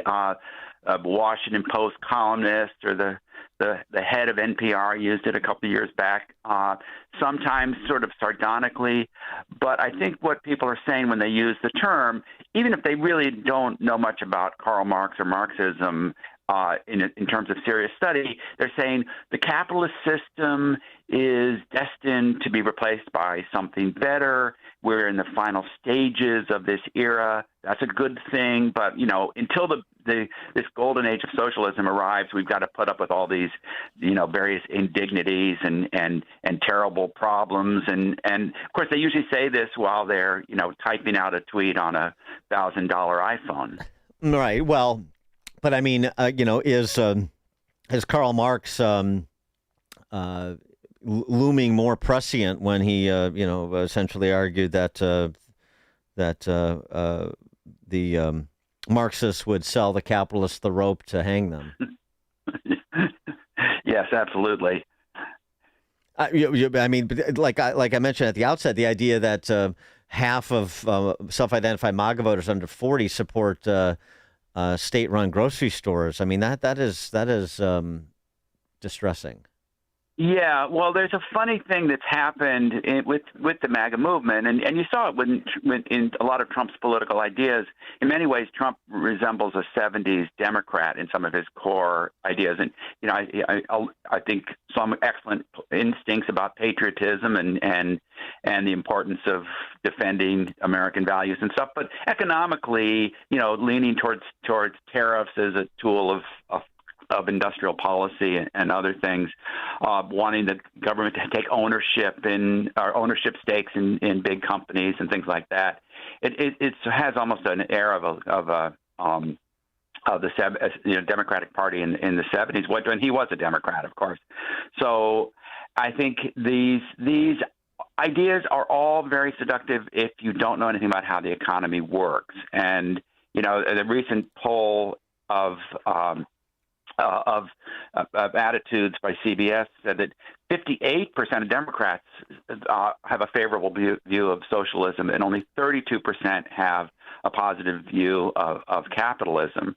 And of course, as you poll younger voters, that tilt is even more dramatic, and that's partly a failure of education, I think. Oh, no question. All the way up, and a failure of or just the attitude of education. I mean, it's not like this is accidental, right? I mean, the ascendancy of the left, the domination of the left, and particularly in higher ed, because that's where the DSA apparatchiks are being incubated, is intentional. I mean, these people are, some may be misguided, others are just power mad. Seems to me. Yeah. In that piece, I mentioned the German thinker, but who was a refugee in the U.S. for a long time, Theodor Adorno, who, if you were Marxist in the 1960s, you had a big problem, which was the working class didn't want a revolution. They were doing pretty well. They had cars and maybe a cottage at the lake, and they didn't want to pick up pitchforks and go, slash the throats of the bourgeoisie. And that was a problem for Marxists. And this theory of late capitalism, it had its roots before, but it was revived at that point. It's like, we have to understand the capitalist system has changed. It's integrating workers into a more comfortable middle-class lifestyle. And instead of saying, hey, that's great, maybe capitalism is the right system, they saw that as a problem. We need to educate people are being brainwashed by this capitalist system. We need to educate them to, even if they're comfortable, even if they're affluent, to realize that they're caught in a terrible system. Well, where can you do that? They did that in the universities, the so-called long march through the institutions, and it was really effective. You go to any major university, and you're going to find a lot more courses on Karl Marx than on Milton Friedman or Adam Smith. Right, and the concern I have too, but partly it's a discussion of K through 12 or frankly K through college, is and you see this again on the right too. I'm getting some text along these lines. It's the magical thinking that we don't live in a world of trade-offs. So it's the old way of fallacious reasoning that on I'm not going to bump your proposed system up against mine. I'm going to bump your proposed system up against utopia and just focus on where your system fails me. And that's what you have a lot of conservatives doing when they talk about free trade agreements and or the free market in general versus some of the government interventions that serve, they're rent seekers, essentially, that serve their narrow interest temporarily, that they support because it's in their interests, at least in the short term, without recognizing the opportunity cost you're paying through that support. Absolutely. I mean, who wouldn't want, if you rent an apartment, who wouldn't want, lower rents? Who wouldn't want the government to force doctors to, treat your broken ankle for free? And so rarely do people think about the longer term effects of that, nobody's going to build apartments anymore. Nobody's going to go to med school anymore if that we put that system in place. But, that though so often we do put in policies like that in place. And by the time the negative effects, takes a few years for the negative effects to really kick in. And by that time, people have forgotten the cause. And then the solution is often more of the medicine that caused the problem. We need even more price controls on rent or anything else. And this is what we see with the Mamdani administration in New York. They've inherited a messed up real estate system that was caused by more than 50 years of rent regulations, and their solution is more rent regulations. Mm-hmm. A text I got here to get you to respond to it. Trump is sick of being fleeced. You free traders are comfortable with being fleeced. How do you respond to that? Well, there is a strong instinct, I think, among a lot of people to think that any time we're trading with someone, we're somehow losing. And what Milton Friedman often argued is that that it's possible to both benefit from trade. If you grow wheat and your neighbor has a wood lot and he trades you wood for your excess wheat, did you lose in the deal because you some of your wheat went over to your neighbor? No, you needed that wood to build a house. So you got a house, he gets to eat, you both come out ahead. I mean, this is so simple. It's like first grade economics. But sometimes in free trade, it doesn't feel that way, especially sometimes there are trading partners that bend the rules. I understand the case for certain restrictions on China for, national security reasons or if they're egregiously, violating trade rules. But this notion that it's a zero-sum game, that we're always going to lose when we trade with partners, it's a very tempting view, and I think we should be vigilant about cases where that might be the case. But I think those are edge cases. The vast majority of trade helps us, live in a world where we can afford many of the good things in life, and then we can export the things that we're good at, and that is comparative advantage. Yeah, something David Ricardo was arguing about in the 1800s. I mean, it's not all Milton Friedman. That's right. But it's also this idea that America is a corporation that trades with, say, England. That's a corporation. No, it's 350 million Americans. It's the individual that is engaged in commerce. It's not corporation America versus corporation UK. Everything is viewed through like this the central state, and that gets you off this path of understanding voluntary exchange. I think. I don't know. Well, we don't want our economy to be centrally controlled like that. And I think sometimes with the economic nationalism we see on the right, it is very similar to that view on the left that, well, we need expert technocrats in charge to make the big decisions, to set our industrial policy. And, again and again, you see countries that do that. It can work for a while, but, in the long run, they wind up coming behind. But your point about individuals making individual choices, I think, is so important. Sometimes I think, the term capitalism was originally developed by leftists to criticize the free market system, and as if it's some concept that's imposed on people as opposed to something that grows organically when you give people freedom in a system of ordered liberty of laws and contracts and things like that. So, sometimes I wonder, instead of asking people, do you favor capitalism or socialism, ask them, do you favor government-controlled economy or economic freedom? If you call capitalism economic freedom, maybe people would see it a little more clearly. And indeed, in some of the polls, if they ask people, well, what do you think about the free market system? When you phrase it that way, they're much more positive. When you phrase it as a version of freedom, they're much more likely to embrace it. But these concepts are not really being taught. And I think what we see in a lot of this late capitalism talk isn't high-level economic theory. It's just a vibe. It's a mood. If people are trying to tell you that they're kind of cool, they're kind of dissatisfied. They've been to college, so they know this term late capitalism. It's kind of a casual Marxism. Jim Miggs, free expression columnist at Wall Street Journal Opinion. His piece, Late Capitalism is Nonsense. Thanks so much, Jim. Appreciate it. Oh, it's my pleasure. And you join us on the alphawealthgroup.com answer line. It's now 8 o'clock on AM 560. A verdict watch. I'm Carmen Roberts, Fox News. People around the country are waiting to see what a Massachusetts jury will decide in the Lindsay Clancy murder trial for killing her 3 children. A second day of deliberations getting underway at 9 this morning. This jury is comprised of 9 women and 3 men. The jury is anonymous and is only known to the court and lawyers. During closing arguments, the defense argued Clancy was in a state of psychosis during the killings and that lousy medical care drove her to the point where she experienced auditory hallucinations. Meanwhile, the prosecution argued those hallucinations are fabricated and that Clancy intentionally planned the killings and maintained control of her actions. Fox's Nate Foy at the courthouse in Plymouth.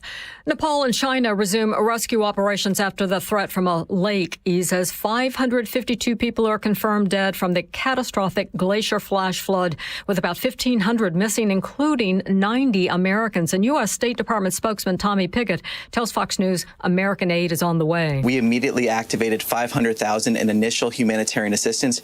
I can now say those first assistance trucks are already on their way, and that includes life-saving food in order to get people the material they need. President Trump's in Texas today to award 4 Artemis II astronauts the Congressional Space Medal of Honor. Fox's Peter Ducey tells us. The ultimate showcase a president can have, standing alongside astronauts you sent on a successful mission to the far side of the moon. And the president's top ally on Capitol Hill says Republicans have been doing a lot on Earth, too. We passed over 800 pieces of legislation, landmark stuff, to fix the mess that we inherited from the Biden-Harris years. House Speaker Mike Johnson and its Republicans campaign saying they fixed the mess. Democrats say check your higher grocery bill, the cost to fill up your gas tank, and what's left in your wallet. America's listening to Fox News. 67 degrees at 8:02 on AM 560. The Answer. Good morning. I'm Mike Scott. An investigation is now underway after a person was killed in a hit-and-run crash along the Dan Ryan early this morning. Illinois State Police say the incident took place around 2:45 in the inbound local lanes of the Dan Ryan Expressway.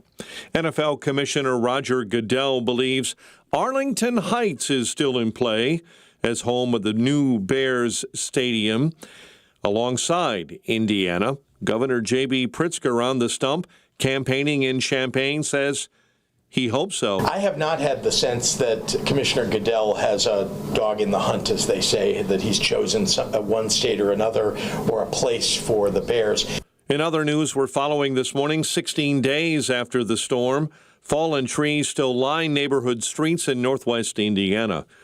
Even as federal assistance is now finally arriving, there is still frustration. It's highly recommended everyone in those counties that have been declared for individual assistance, if you sustained any level of damage, register for FEMA. And a candidate for Chicago's school board president is dropping out of the race. School board member Jennifer Custer announcing on social media she is withdrawing due to various special interests lining up to spend millions of dollars in the race, creating an uphill battle she does not want to go through. Chicago sports, Little baseball tonight, Cubs and Reds, White Sox and Twins. And the news, a service of AutoZone. Get in the zone. The free AutoZone Fix Finder service can help troubleshoot the likely cause of your pesky check engine light. Restrictions apply. Get in the zone, AutoZone. Time now for the AM 560 Business Beat, a service of Signature, a division of Esquire Bank. I'm Susan Lee, and this is the Fox Business Report. Investors are waiting for Fed Chair Kevin Warsh to address the Kansas City Fed's annual conference in Jackson Hole, Wyoming. Traders are hopeful that Warsh will reassure markets he's ready to raise interest rates if needed. Fox Business's Edward Lawrence talked with Cleveland Fed President Beth Hammack, who says she intends to vote for a rate hike in September. NVIDIA more than topped expectations for its summer quarter after yesterday's rally, though the stock is slightly lower this morning. Another chip giant, Marvell Technology, also reported higher revenue and earnings, though Marvell shares are lower. Electric vehicle maker Lucid is recalling more than 27,000 luxury sedans.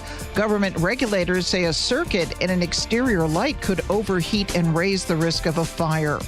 That's your Fox Business Report. I'm Jenny Cosola. Invested in you. If you listen to the mainstream media and the Democrats, you'd think it was a sin to be black and conservative. Well, John Anthony blows up that perception every week on Black and Right. Join John tomorrow afternoon at 4 when he pushes back against the left and its progressive agenda that tries to dictate how people should think or feel about politics. Listen to Black and Right tomorrow afternoon at 4 right here on AM 560. The Answer. WIND, Chicago. Don't miss In Grace with Pastor Jim Scudder Jr., now heard on Sunday mornings at 7:30. Tune in and find hope as Jim Scudder explores God's Word and His world each Sunday morning right here on AM 560, The Answer. Your kitchen's outdated. Your bathroom feels cramped. Every day you wait, prices go up. And you keep living in a space that doesn't work. At Forever Remodeling, one team handles everything. Design, planning, and installation, start to finish. We show you your new space in 3D before we ever break ground. No surprises. With flexible financing options, the home you want is closer than you think. Visit foreverremodeling.com. That's the number 4, everremodeling.com to schedule your personalized in-home design consultation.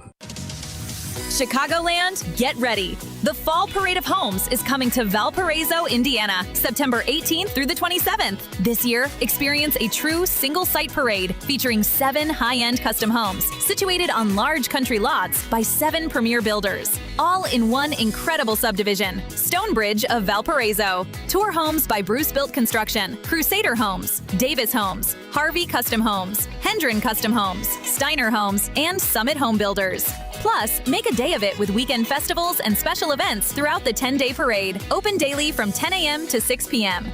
Made possible by the Home Builders Association of Northwest Indiana, developer sponsor Stonebridge Subdivision, and leading event sponsor Schillings, and exclusive vehicle sponsor Far Nissan of Chesterton. 7 homes, 7 builders, 10 days, one incredible parade. Learn more at paradeofhomesnwi.com. Again, that's paradeofhomesnwi.com. We all hear the radio ads about the IRS. They tell you to be afraid, to be scared, and they try to frighten you into calling. I'm not here to do that. Tax Relief Advocates is different. TRA is here to tell you that if you owe money to the IRS, whether it's $5,000, $50,000, or $500,000, we have a solution. It doesn't matter if you're sitting in your car, at work, or with your kids. No matter where you are, call now. 800-575-6745. Don't lose hope. TRA can eliminate or reduce what you owe to the IRS. Generous programs are now available that can give you a fresh start. Our passion is taxes and helping individuals fix their IRS problems. We have over 1,000 5-star reviews on Google and an A+ with the Better Business Bureau. You don't need to be afraid of the IRS any longer. End your tax nightmare today by visiting us online at TRA.com or call 800-575-6745. That's 800-575-6745. Tax Relief Advocates. Real solutions for real people. You've worked hard for everything you have. Your home, your investments, your real estate.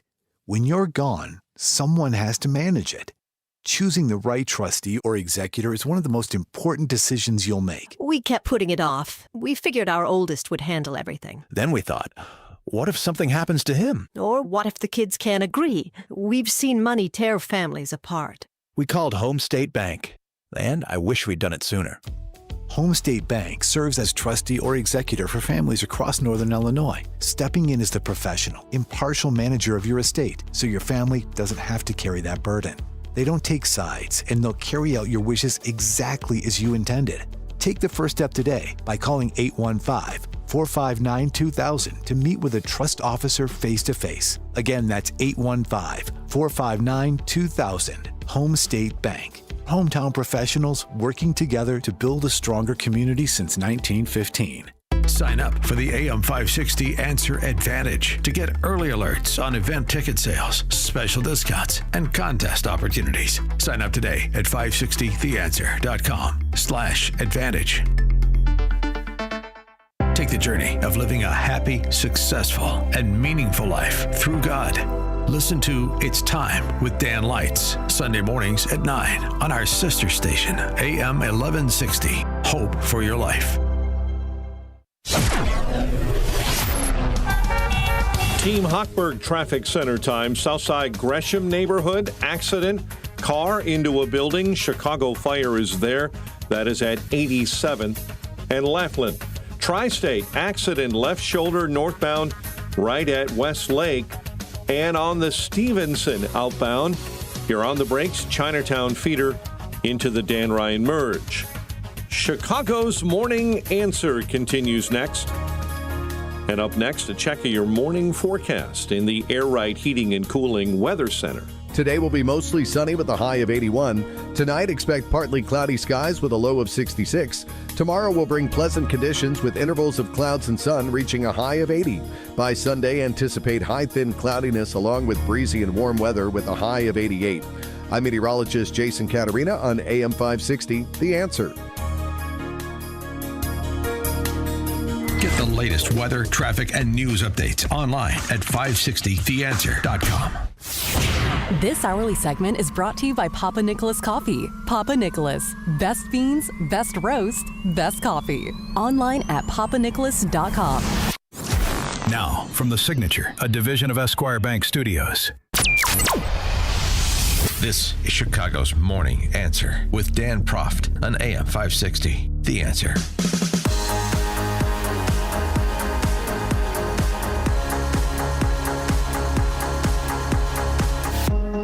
Top of the morning, Dan Proft here.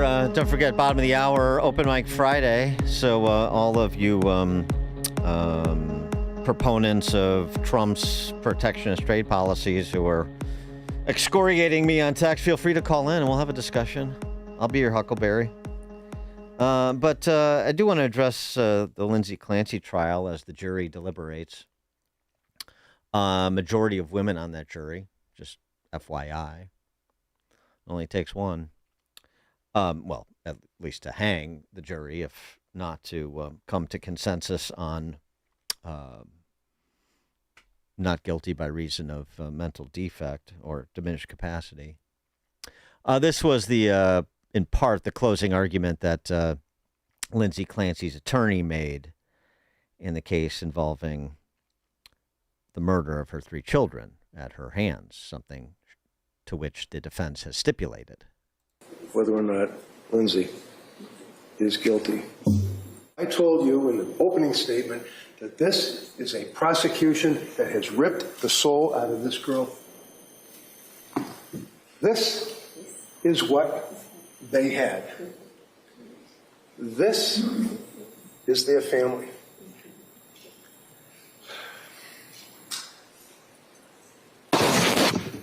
How does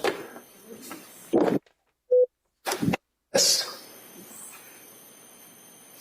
turn into this? Picture of her family and happy times versus... Because of the damn medicine and the lousy medical care that she got. Well, she was in a psychosis, but we'll laugh about that. It's just another woman. I guess it's just going to make an excuse. She's depressed. GAD, general anxiety, Give her a couple of pills, she'll be all right. You know from looking at the objective evidence in this case, this young lady, believe me, I don't have many clients like that. This young lady did nothing wrong in her life. She was a nurse, a daughter, a wife, and a darn good mother. She was a darn good mother until she murdered her 3 kids. 312-642-5600 alphawealthgroup.com. Call and text line. Where do you come down on this? And maybe include this in the contemplation. This piece by Ashley Frawley over at First Things on the trials of modern parenting. She certainly doesn't absolve Lindsay Clancy here, but she provides some context that certainly jurors might be considering as well from their own experiences, particularly women on the jury who are moms. The furor around the case foregrounds a much deeper ambivalence about what modern parenting has become, she writes. Clancy has become an emblem for aggrieved mothers who believe they are doing it all and then some, who feel abandoned by their husbands and society. Mothers everywhere can project themselves onto her when it comes to the sense of abandonment. So intense is their identification, they're convinced Lindsay cannot also be a murderer because murder is an action with which they cannot empathize. By all accounts, Lindsay was a quote-unquote good mother. What did this good motherhood entail?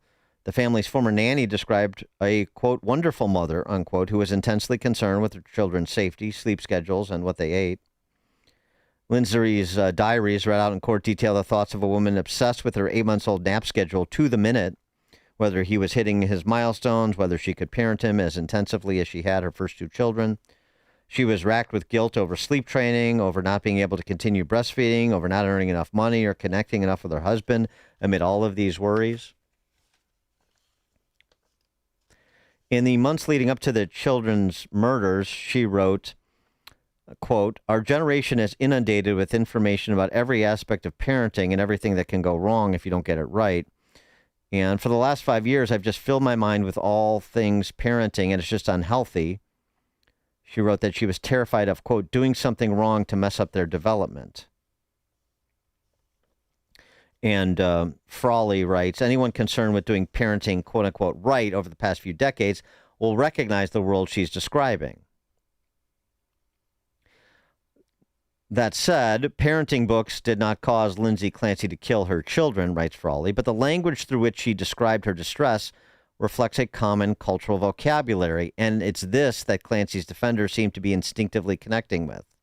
The fear of making a mistake and damaging your children, the endless self-surveillance, the belief that being a good mother means knowing and managing every minute risk. It's what sociologist Frank Ferruti, who we've had on the show, calls parental determinism, or the cultural belief that parents are all-powerful determiners of children's lives means that parenting has become a guilt-riddled project of constant effort and optimization. It seems there's no social problem that cannot be traced back to, quote, well, what did the parents do? It just doesn't take a village, but apparently a host of scientists, experts, institutions, awareness raisers, and the right cocktail of psychotic drugs to get through this fraught time that we call modern parenthood.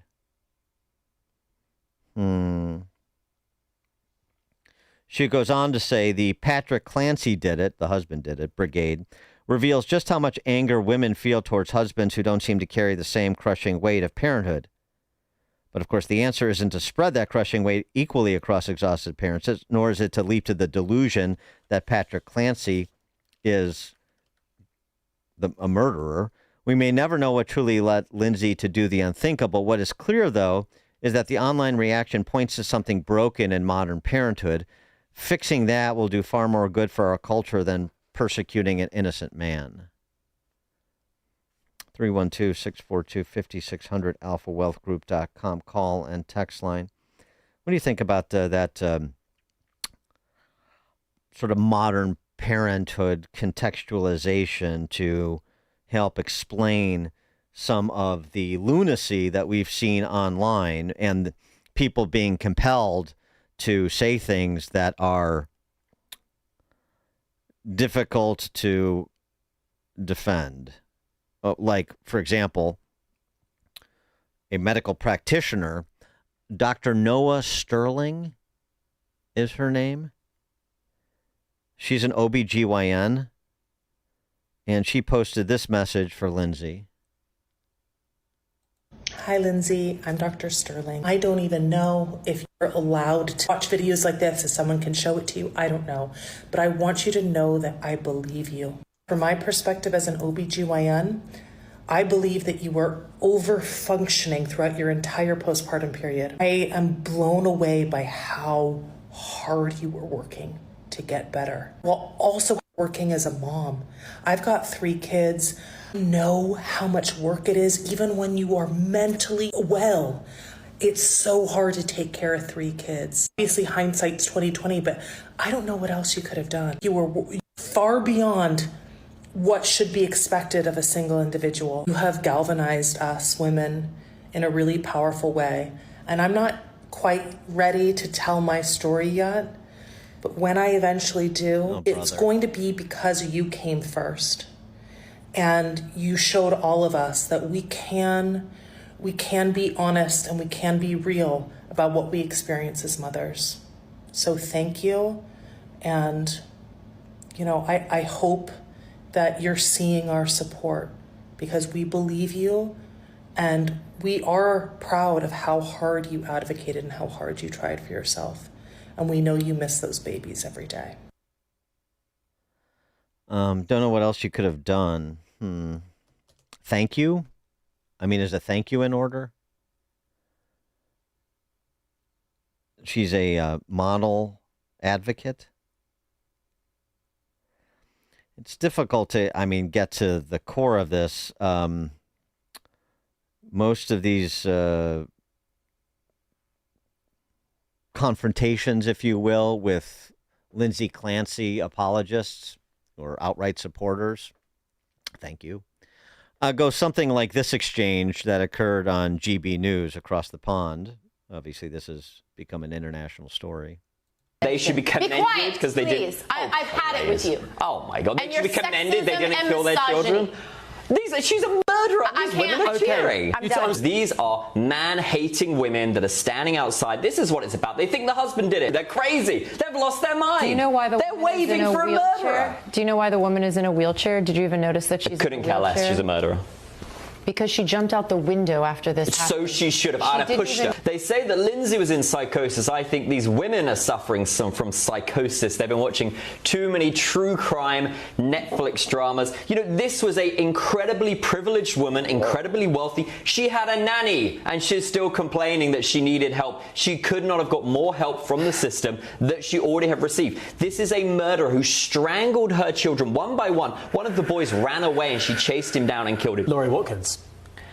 What you just said was absolutely disgusting. Thank and you. You should be ashamed of yourself. Thank you. And you can hear that he's not. Okay? Why? Because it's true. You clearly don't care, so pipe down. I don't care. And by the way, men watching this, if you have a woman sat next to you on the sofa who is defending this murderer, you got to think deeply about this. I've seen weddings. So we need to have some empathy. Talk to your women and find out what are they thinking. They're defending this woman. It's I don't think insane. anybody's defending what she did, but you can have empathy for what she went through and how she. I know many women that this has happened to. No, they did not kill their children, but they also, what you failed to mention. They should be commended because they did. I've had it with you. Oh my God! They should be commended. They didn't kill their children.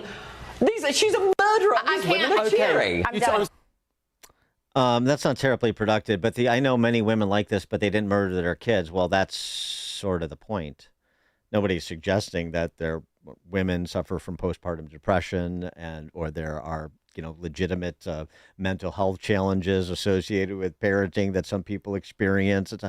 But just the matter-of-fact nature of this legal proceeding, did she know the difference between right and wrong when she killed her children? You want to have the larger cultural discussion about, parenting in the 21st century West and so on and so forth, fine. But for the purpose of this, Can you just stick to the facts here? And are we going to hold people accountable under the law or not? Because frankly, there was a lot of expert testimony back on to, we want to invoke mental health issues and the treatment of people experiencing a psychosis alleged. And then you have forensic psychiatrists that call into question the stories about the voices, the stories about the hallucination, how atypical her account is. So we need mental health professional intervention, but then we are going to dismiss them when they come to a conclusion or express skepticism that runs afoul of our empathy-infused position. And by the way, just as a point of order, this whole parental determinism thing and the challenges of modern parenthood and so on, I mean, that's all self-imposed. You don't have to subscribe to that theory that everything you do is going to inexorably impact your child. And so any false move, any mistake you make is going to, be visited upon you and your family and your child for the entirety of his or her life. You don't have to believe in that sort of anxiety-riddled theory of parenting. For more on this topic, I think we have Ashley Frawley, senior editor of Compact, author of Semiotics of Happiness, Rhetorical Beginnings of a Public Problem. Ashley, thanks for being with us. Appreciate it. Hi, thanks for having me. So, I was referencing some portions of your piece before you joined us. And I mentioned Frank Ferruti, who we've had on the show, and his parental determinism thing, as you just heard me reference. But I mean, again, the contextualization is somewhat interesting, but it has limited application in this specific case, I guess, is the point I'm making. Yeah, I mean, when it comes to the actual details of the case, you can see that Lindsay was definitely in the throes of this idea of parental determinism. Her diaries showed that she was intensely focused on every aspect of her children's upbringing, like the nap schedules to the minute. And she was terrified of, as she said, messing up their development. But that's really secondary to the actual act that was committed. It's a horrible act, and it's for the jury to decide whether or not she was criminally responsible. What I find interesting is the degree to which people are projecting onto this story, and that I think is where they're having a cultural conversation that we're not really having more broadly. You mentioned that you don't have to subscribe to this idea of parental determinism, but a lot of people do. Like when people say, oh, it's like motherhood and apple pie, like motherhood's this thing you can't question. But it would be like if that apple pie was filled with all kinds of poison and everybody's eating it and they're like, geez, man, how do people used to do this? That's not, the apple pie has changed. Motherhood has changed. And people really take for granted that intensive motherhood is what motherhood is supposed to be. And woe betide the woman, and in this case, the man, who doesn't live up to that. So they're kind of projecting onto Clancy's husband, like he should have done more. He should have done more. And they're making this leap to like, well, he was responsible. Therefore, he was responsible for, oppressing his wife. And then therefore, people then take this additional leap, which is, well, he must have done it, which is completely insane. But the only insane bit is the last bit. The rest of it is just how our culture understands the solution to the problem of modern parenting, modern motherhood, which is more people just need to do more. More and more and more and more. Everybody just needs to do so much more. And there's no upper limit to the amount of responsibility. And, you put out all this stuff, like every single day there's a headline, like how the sleep schedule of the child sets them up for life, and how, breastfeeding isn't just best. It makes them more successful, smarter, this and that. I'm just giving you the information. But if the information is out there, it's becomes a responsibility. It becomes your responsibility to give the child the best start in life. And if you don't do that, you feel responsible. And so women are feeling this kind of responsibility. Parents are feeling this kind of responsibility, but they're not seeing that it is not necessary, that this is a very modern thing. This is a new thing. It's only been around for about 50 years, this idea of like that, well, you could say like 100 years with the rise of Freud and all this sort of stuff. Yeah. But really in the culture, it's only about 50 years old. Or even it was, just in the 1960s that parenting became a verb. Before that, it was just like a banal kind of noun, something that that you were by virtue of having children. Like it's so different now, and people just don't recognize. Like we can look back, nostalgically for when we were children. Like I don't even barely remember my parents when I was a kid. I was outside playing all the time, unaided. Like nobody was watching me and these other kids running feral around the neighborhood. So people say, "Oh, we need to let kids outside more." They don't mean like on their own. They mean with the parents watching them.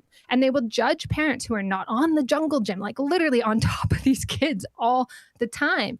And it's an enormous kind of pressure. And unfortunately, we're not having that conversation culturally. And people are projecting it onto this story. And it's creating really mad results. So is this in actually blaming the husband? Right. And also too, sort of armchair pharmaceutical experts too. So, I mean, do you see this then as an opportunity to push back on so-called helicopter parenting, to extol the virtues of preparing your kid for the road, not the road for the kid?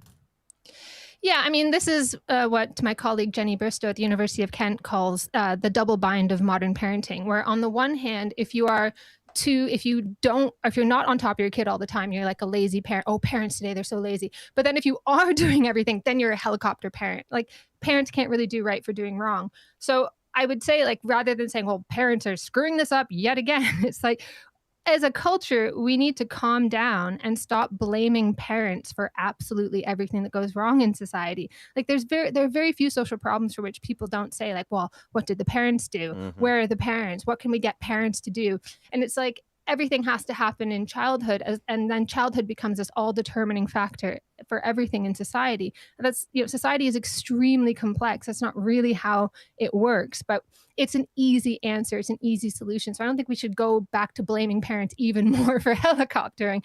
They were told to do that. They were told as good parents, they ought to be intensely concerned with their children's development and how they're doing in school. They should be on top of them all the time. And then when they are, they get blamed again. Yeah, no, I mean, not blaming them for helicopter parenting, but saying, look, just what you said, chill out already. I mean, you love your kids. You're trying to do the best for them. You're doing, for the most part, most people are doing fine. And, at a certain age of development too, they're going to have to take some responsibility for themselves, because guess what? If you stay neurotic for the entirety of their formative years, then, they're going to have problems. There's other problems associated with that too. So just sort of to take a step back maybe, or just relax about the approach that you're taking, rather than ascribing all the nuances of what constitutes the right and proper parenting on every aspect of one's existence. Yeah, that's exactly right. I mean, I have 2 children myself, and I've actually really enjoyed being a mother because I purposely avoided reading any parenting books. I mean, I am associated with the Center for Parenting Culture Studies at the University of Kent. So, I write in this area, and I kind of know that it's a bunch of junk science and so on. So it's easy for me to say. But, like I let my kids get bored and I leave books lying around. That's about the best thing that I can say. Like, I try to kind of like step back, and when we spend time with each other, it's, at bedtime and that sort of thing. And I don't intervene in their squabbles as much as I can restrain myself from doing that. Just calm down, and, they will figure things out. Your job as a parent is to gradually let them go, to help them to make choices and judgments on their own, to socialize them into what is good and great about our society. And that's really it. Like, you don't need to, like baby-led weaning versus like child, the baby-led potty training and all these different parenting styles and gentle parenting. Parenting is important, but it is not that important. You are not the all-powerful determiner in your child's lives, and we need to calm down and really push back on all of this stuff in society that, like, whenever we hear people saying, like, where are the parents, we need to kind of take a broader view and say, well, where are we as a society? What are we doing as a society that's creating this kind of situation? Baby-led potty training. I haven't heard that one. That sounds like a mess, both literally and metaphorically. Don't get me started. I don't know what that. I don't want to know what that is. Ashley Frawley, senior editor of Compact, author of Semiotics of Happiness: Rhetorical Beginnings of a Public Problem. Ashley, thanks for joining us. Appreciate it. Thank you. And you join us in the elfwealthgroup.com answer line. It's like a hot, steaming cup of information to start your day. It's Chicago's Morning Answer on AM 560. The Answer. This is a special alert to all Americans who own a vehicle with less than 200,000 miles with an auto warranty about to expire or with no warranty coverage at all. Due to a decline in the economy, CarShield is announcing a low-cost month-to-month vehicle protection plan that is now available to the public to save any driver out-of-pocket expenses on future auto repairs. Call now to find out how you can pay almost nothing for covered auto repairs. Yes, you heard that correctly. Pay almost nothing for covered auto repairs. An open phone line has been established for all drivers to call for a free quick quote. Call 800-884-1012 now. Drivers who are covered will not have to pay for covered repairs again. This protection plan is at an all-time low. Additionally, drivers who activate this vehicle protection today will also receive free roadside assistance, free towing, and car rental options at no additional cost. Call us for your free quick quote today. 800-884-1012. That's 800-884-1012. What do you have to lose? Call 800-884-1012. Again, 800-884-1012. This is Hugh Hewitt for townhall.com. The Islamic Republic is reeling as summer closes. Operation Economic Outcast is squeezing an already flustered and failing regime. As that regime grows increasingly desperate, there are warnings that Iran may well be considering one or even many October surprise attacks on Israel, the United States, or anywhere that its weapons or terrorists can reach. America's military is certainly prepared, but the public ought to be braced too. Aging revolutionaries in Tehran whose dreams and fantasies lie in ruins around them are unlikely to surrender power and go quietly into exile. So the idea of a grand gesture through suicidal attacks has to appeal to the remnants of the once powerful but now nearly spent regime. Fanatics with nothing to lose pose a specific kind of threat, and it's not a rational one. Americans should support President Trump, the efforts of Operation Economic Outcast, and the military as the Islamic Republic plays out its last few desperate moves. I'm Hugh Hewitt. AM 560. The Answer. Open mic! Open mic Friday! Call it now! Open mic Friday! Top of the morning, Dan Proft here. It is that time of the week. Open Mic Friday, where we take your calls with comments, compliments, criticisms, concerns, general crack pottery. We'll take it all. 312-642-5600, alphawealthgroup.com, call and text line. Get right to it. Flying off of our last segment, George in Lamont, you're on Chicago's Morning Answer. Yeah, I mean, parenting has always been hard, and this particular generation are filled with narcissists. If they haven't figured out how to manage themselves yet with social media and constantly being inundated with stuff, that's on them. I mean, they want to whine about everything all the time. It's so hard. This is so hard. It's all self-inflicted. Thanks for the call, George. Yeah, and how about that? I mean, we could fold in, too. We didn't get to it, but we can fold in the Meta settlement this week, too. That $17 billion settlement with parents who sued in California. Jonathan Haidt, social psychologist at NYU, who is a proponent of the litigation, said this about it. Largest accountability moment in social media history for child safety, and the 47 attorneys general who drove it deserve tremendous credit. Restricted notifications and time limits are good, but the settlement leaves untouched many of the features that harm kids. For example, the algorithm. Meta's AI-powered recommendation engine is still running, engineered to maximize young people's engagement, even with content that harms them, and so forth. Let's all work together and make sure this is the beginning, not the end, is essentially his argument. Although, you know, the research is pretty spotty on those conclusions. But I know a lot of parents don't want to hear it because it's sort of the same mentality that's like, oh, this helps. It's too hard to regulate my kids' smartphone usage and social media and presence and time spent on social media. So to the extent the government intercedes, I'm happy with it. We've had these discussions intermittently over the years. But, the research just doesn't really support those conclusions.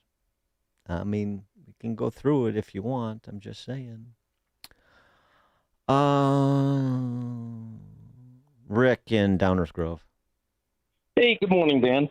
Hey, I think you can trace what's going on in our society from COVID to date. And back in when COVID was in its heyday, I called Dennis Prager's show when he had a show, and he agreed with me. And I told him, I said, you can, the more college-educated people a society has, the weaker, more feeble, and easily brainwashed that society becomes. And all you got to do is look at the people supporting DSA. I mean, you can prove my theory simply by looking at the supposedly educated white suburban women. I mean, we got all these college-educated people, and they're easily brainwashed.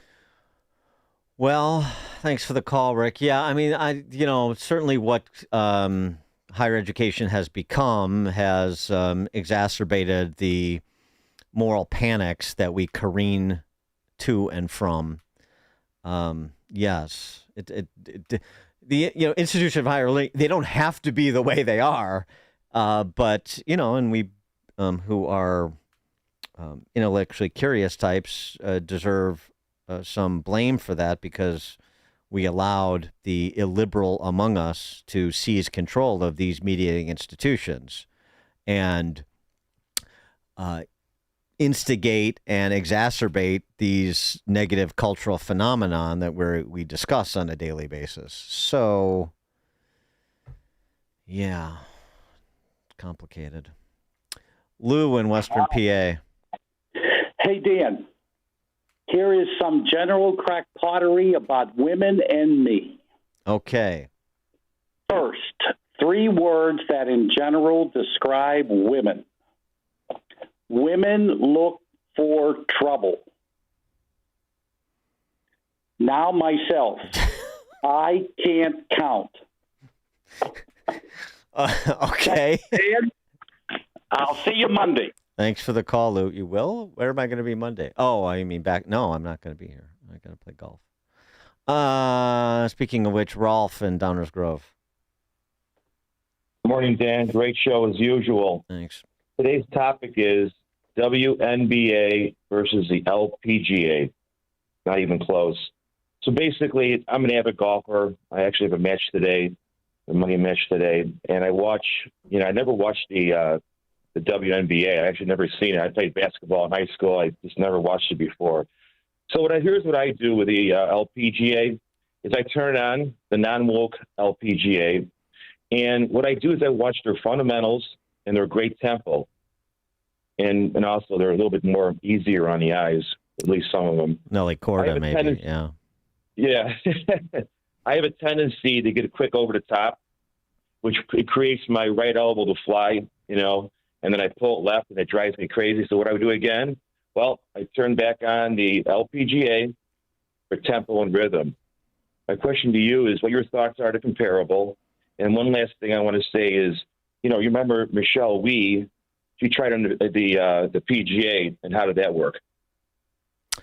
Yeah, well, right. Annika Sorenstam tried that too, for one tournament, and it didn't go well. Thanks for the call, Rolf. I've got a Gary Groh golf tip for you and everybody.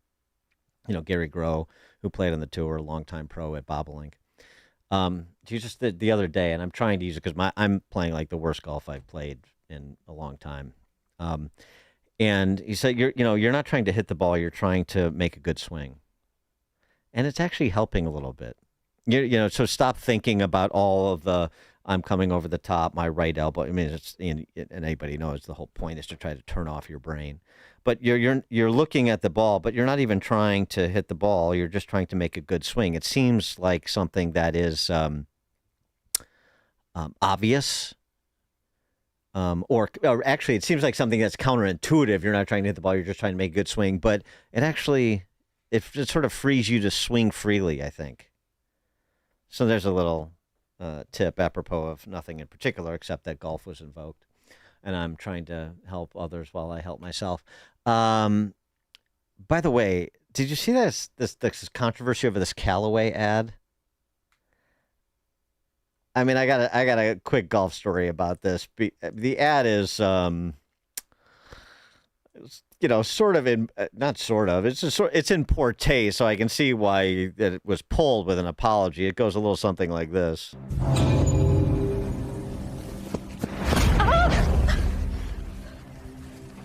Do not touch my new driver.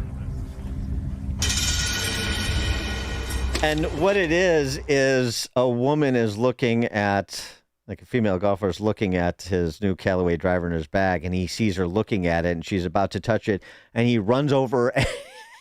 I mean, I'm not laughing, but it's just, he pushes her to the ground and then is in her face saying, "Don't touch my driver." And so this created the firestorm of this supporting violence against women. It's misogynistic. And the Good Golf co-founder Garrett Clark issued a public apology because his company produced the promotional video in partnership with Callaway. "I personally want to apologize for playing a role in this skit, the magnitude I did, blah, blah, blah. This isn't what we stand for." And so, I mean, just like, okay, it was in poor taste, but obviously I don't support violence against women, something like this. Anyway, so this is, again, like a fleeting moral panic.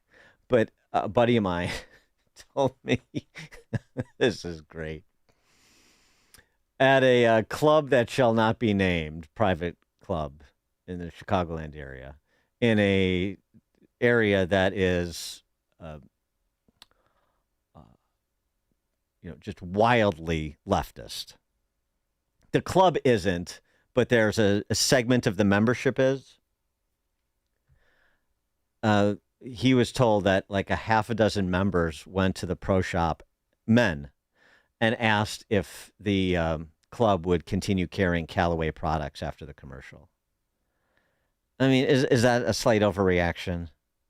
Yes. Does this speak to these, like the moral panics we're talking about, and these male impersonators in wealthy leftist enclaves in West Central Cook County, not naming names?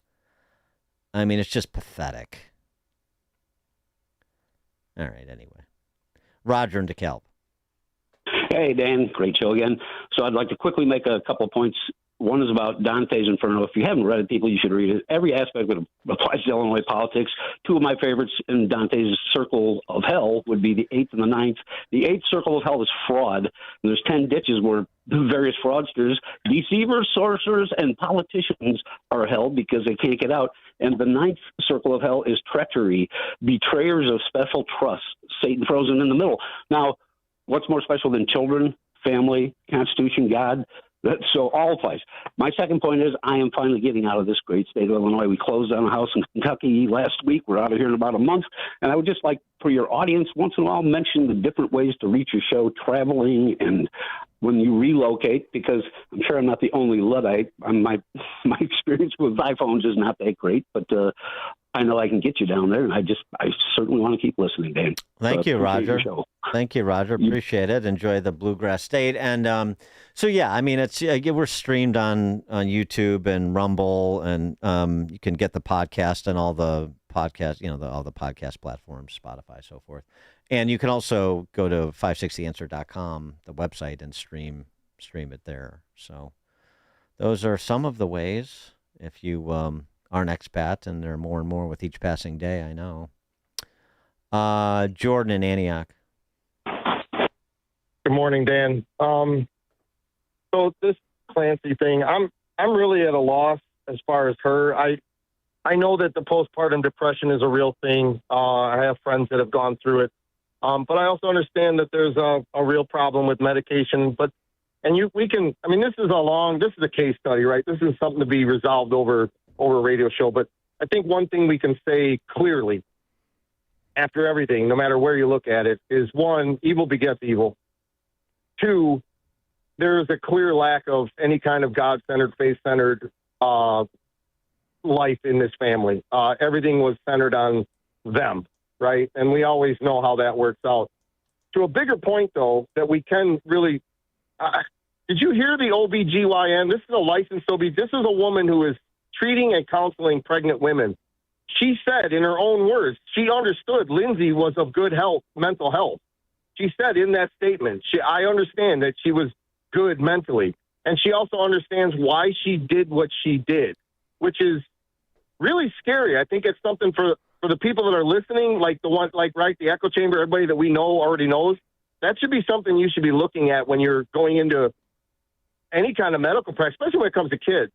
That's scary. And to see the women that support that mentality is even scarier. So my wife is of the age where she's going through the change. And if anybody out there, any man is going through that right now, I pray for you. But their logic is, My damn property. you know, she can wake up. Yeah, she can wake up and snuff me with a pillow just because she's having a bad day, and it's completely justified, right? Because her hormones are out of whack. The one thing that at the end of the day, I don't care where you fall. I mean, I do, but I don't. As a parent, you have one job. It's not if they don't poop by their proper age. Well, sorry. If they're not sleeping regular, well, that's being a parent, right? If they don't grow up to be the valedictorian, the D1 quarterback of the year, and if they don't do any of that, okay. Your one job is to make sure they don't get dead. That's it.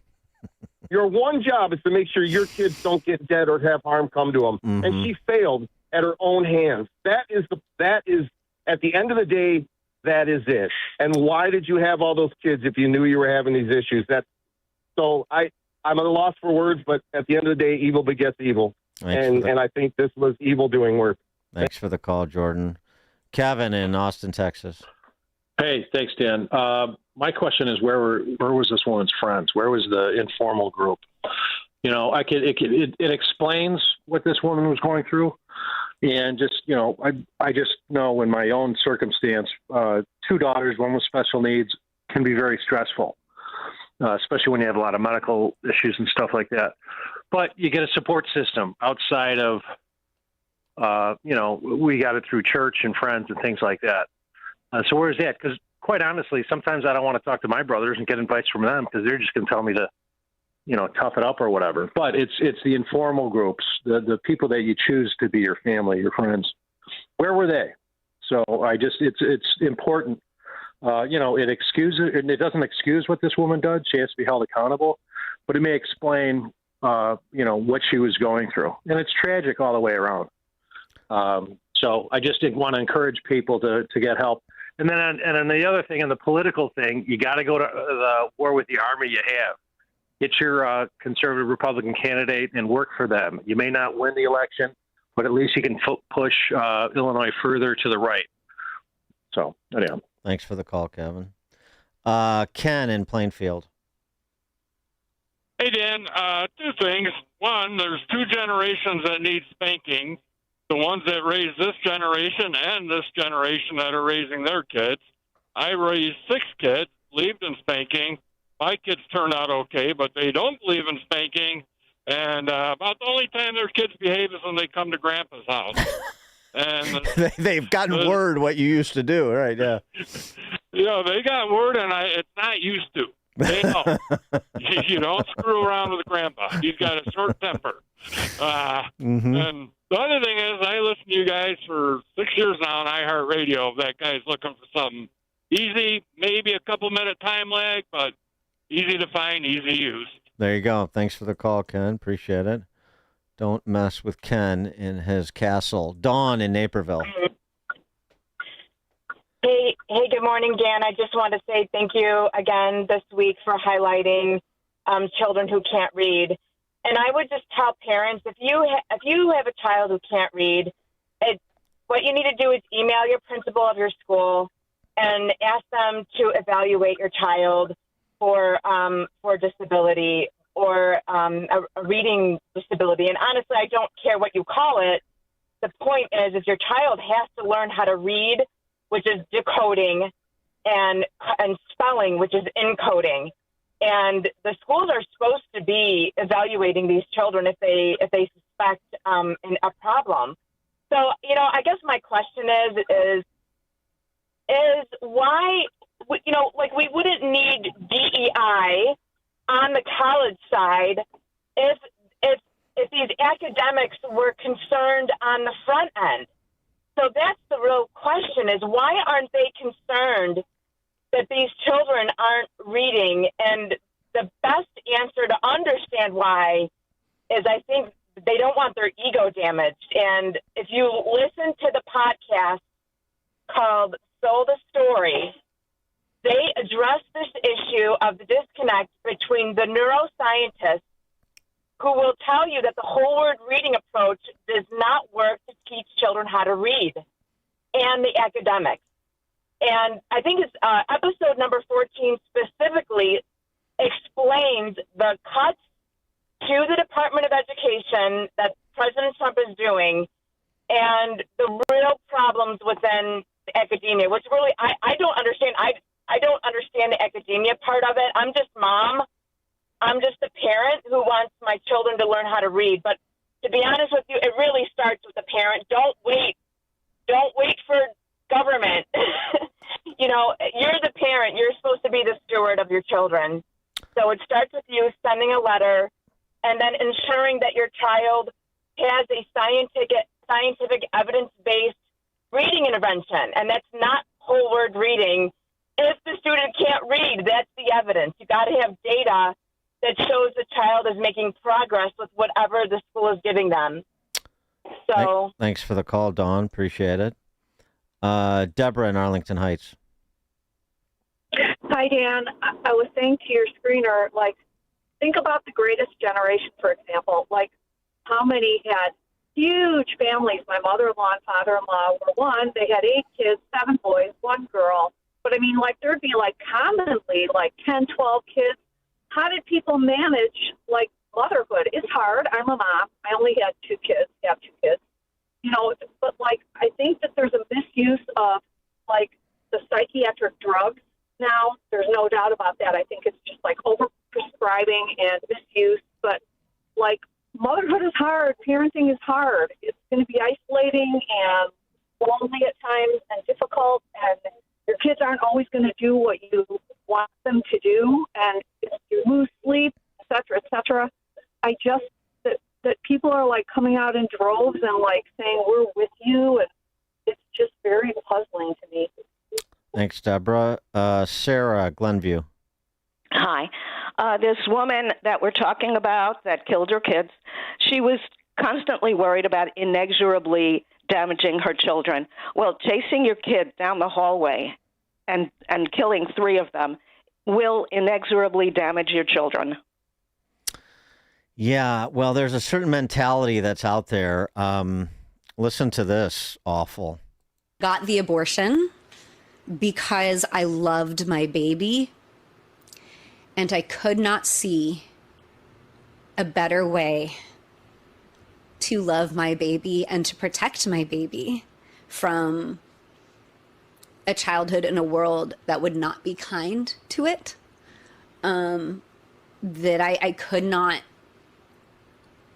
I knew that whatever protection I could give my baby was most likely going to be insufficient because of the circumstances of that pregnancy. Killing is kindness. That mentality is out there, that rationalization. But, they're buying the pablum they're spewing. Some. Pretty scary stuff. Pretty depraved. Very real. Ron in Sycamore. Hi, Dan. Douglas High School has been in the news a lot lately, and I want to let you know and your listeners that I am in negotiations right now with Douglas High School to come back and teach my financial literacy course. And it's a 6-lesson course, but they want me to do something over the entire year. So I'll let you know how that progresses. Godspeed with that, Ron. That's a mission field for sure. PM.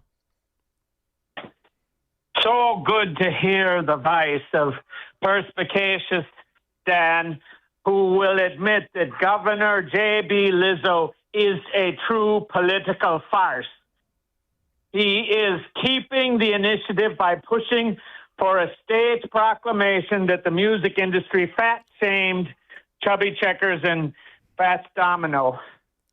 Meanwhile, your Democrat socialists are girl and boycotting my personal favorite hamburger chain, Burger King, over the No Kings. Thank you, PM. Ron on the South Side. Hey, Ron. Dan? Yeah, go ahead, Ron. Okay. Yeah, Pritz's response why he has now opted into the federal tax credit program. Yeah, he said he's waiting to get a list from Pritzker to see what schools can participate. He said he's concerned private schools may not meet the standards. What standards is he talking about? Over there at Frederick Douglass? Or the 7th and 8th graders who read and do math at 3rd and 4th? Hey, Dan, that guy is just a lying, disgusting piece of crap. Have a good weekend. Thanks for the call, Ron. Mary Kay in Oakbrook with a quick golf tip. Make it quick, Mary Kay. Oh, yeah. That guy who called, I had a flying right elbow, and I couldn't believe my swing developed into that. But you straighten your left arm, shorten your swing, let your swing thoughts out of your head, and swing away. Because I fixed it, and I'm playing better than I have all summer. So that's my advice. My dad down and through, slow and I don't know. My dad had a saying, and I just put that in one swing thought, Dan. Very good. Thanks, Mary Kay. Show off. Chuck in Delavan to close it out. Chuck! Hey, tomorrow, Saturday, 2 p.m. in Lake Como at the Thirsty Parrot is the year-end party. Goes from 2 to 10. You got 3 bands. Bring your dance shoes. Have a great weekend. Thanks for the call, Chuck. I love the Thirsty Parrot. I just love the name of it. I have to make my way up to the Thirsty Parrot and see Chuck with his dancing shoes on one day. Thanks for joining us this week on Chicago's Morning Answer. It's now 9 o'clock on AM 560 WIND Chicago. 6 months and counting as the Iran war grinds on. I'm Carmen Roberts, Fox News. At this monthly milestone, there's no end in sight for the war or its impact on the global economy. Fox's Jonathan Hunt reports from Tel Aviv. President Trump posted to his Truth Social account last night saying that Iran is begging for a deal and is a failing nation. Iranian officials pushed back against that this morning, the country's foreign minister writing on X. Putting diplomacy back on track isn't impossible. It hinges on U.S. understanding of one simple fact. Pressure doesn't work. But the pressure is certainly building economically. We are seeing long gas lines in Iran, and we know that inflation is rampant. Observers say another change is that the war has left Iran with a more radical leadership bent on controlling the Strait of Hormuz. It's also pushed up oil and gas prices. U.S. crude is down this morning, though, about 1% at $82.30 a barrel. But that's about $15 more than it was before the war. And AAA says the national average for gas is $4.09 a gallon, more than $1 higher. In the Himalayas, the number killed in the devastating flash flood in Nepal and Tibet tops 550, with 1,500 missing, including 90 Americans. Fox's Chanley Painter reports. And because of the destruction and weather, rescue efforts have been hindered. Dozens of bridges were decimated and some 25 miles of roads washed away. And President Trump says that country will get what it needs. We've spoken to the leadership and we let them know anything they want will happen. And jurors in the Lindsay Clancy murder trial in Massachusetts are deliberating for a second day as they try to decide if she is criminally responsible for killing her 3 young children or was in the throes of a postpartum psychosis. America's listening to Fox News. Now, your official weather forecast. Today will be mostly sunny with a high of 81. Tonight, expect partly cloudy skies with a low of 66. Tomorrow will bring pleasant conditions with intervals of clouds and sun reaching a high of 80. By Sunday, anticipate high thin cloudiness along with breezy and warm weather with a high of 88. I'm meteorologist Jason Caterina on AM 560, The Answer. Get the latest weather, traffic, and news updates online at 560theanswer.com. Make sure that you never miss a day of Sean Thompson when you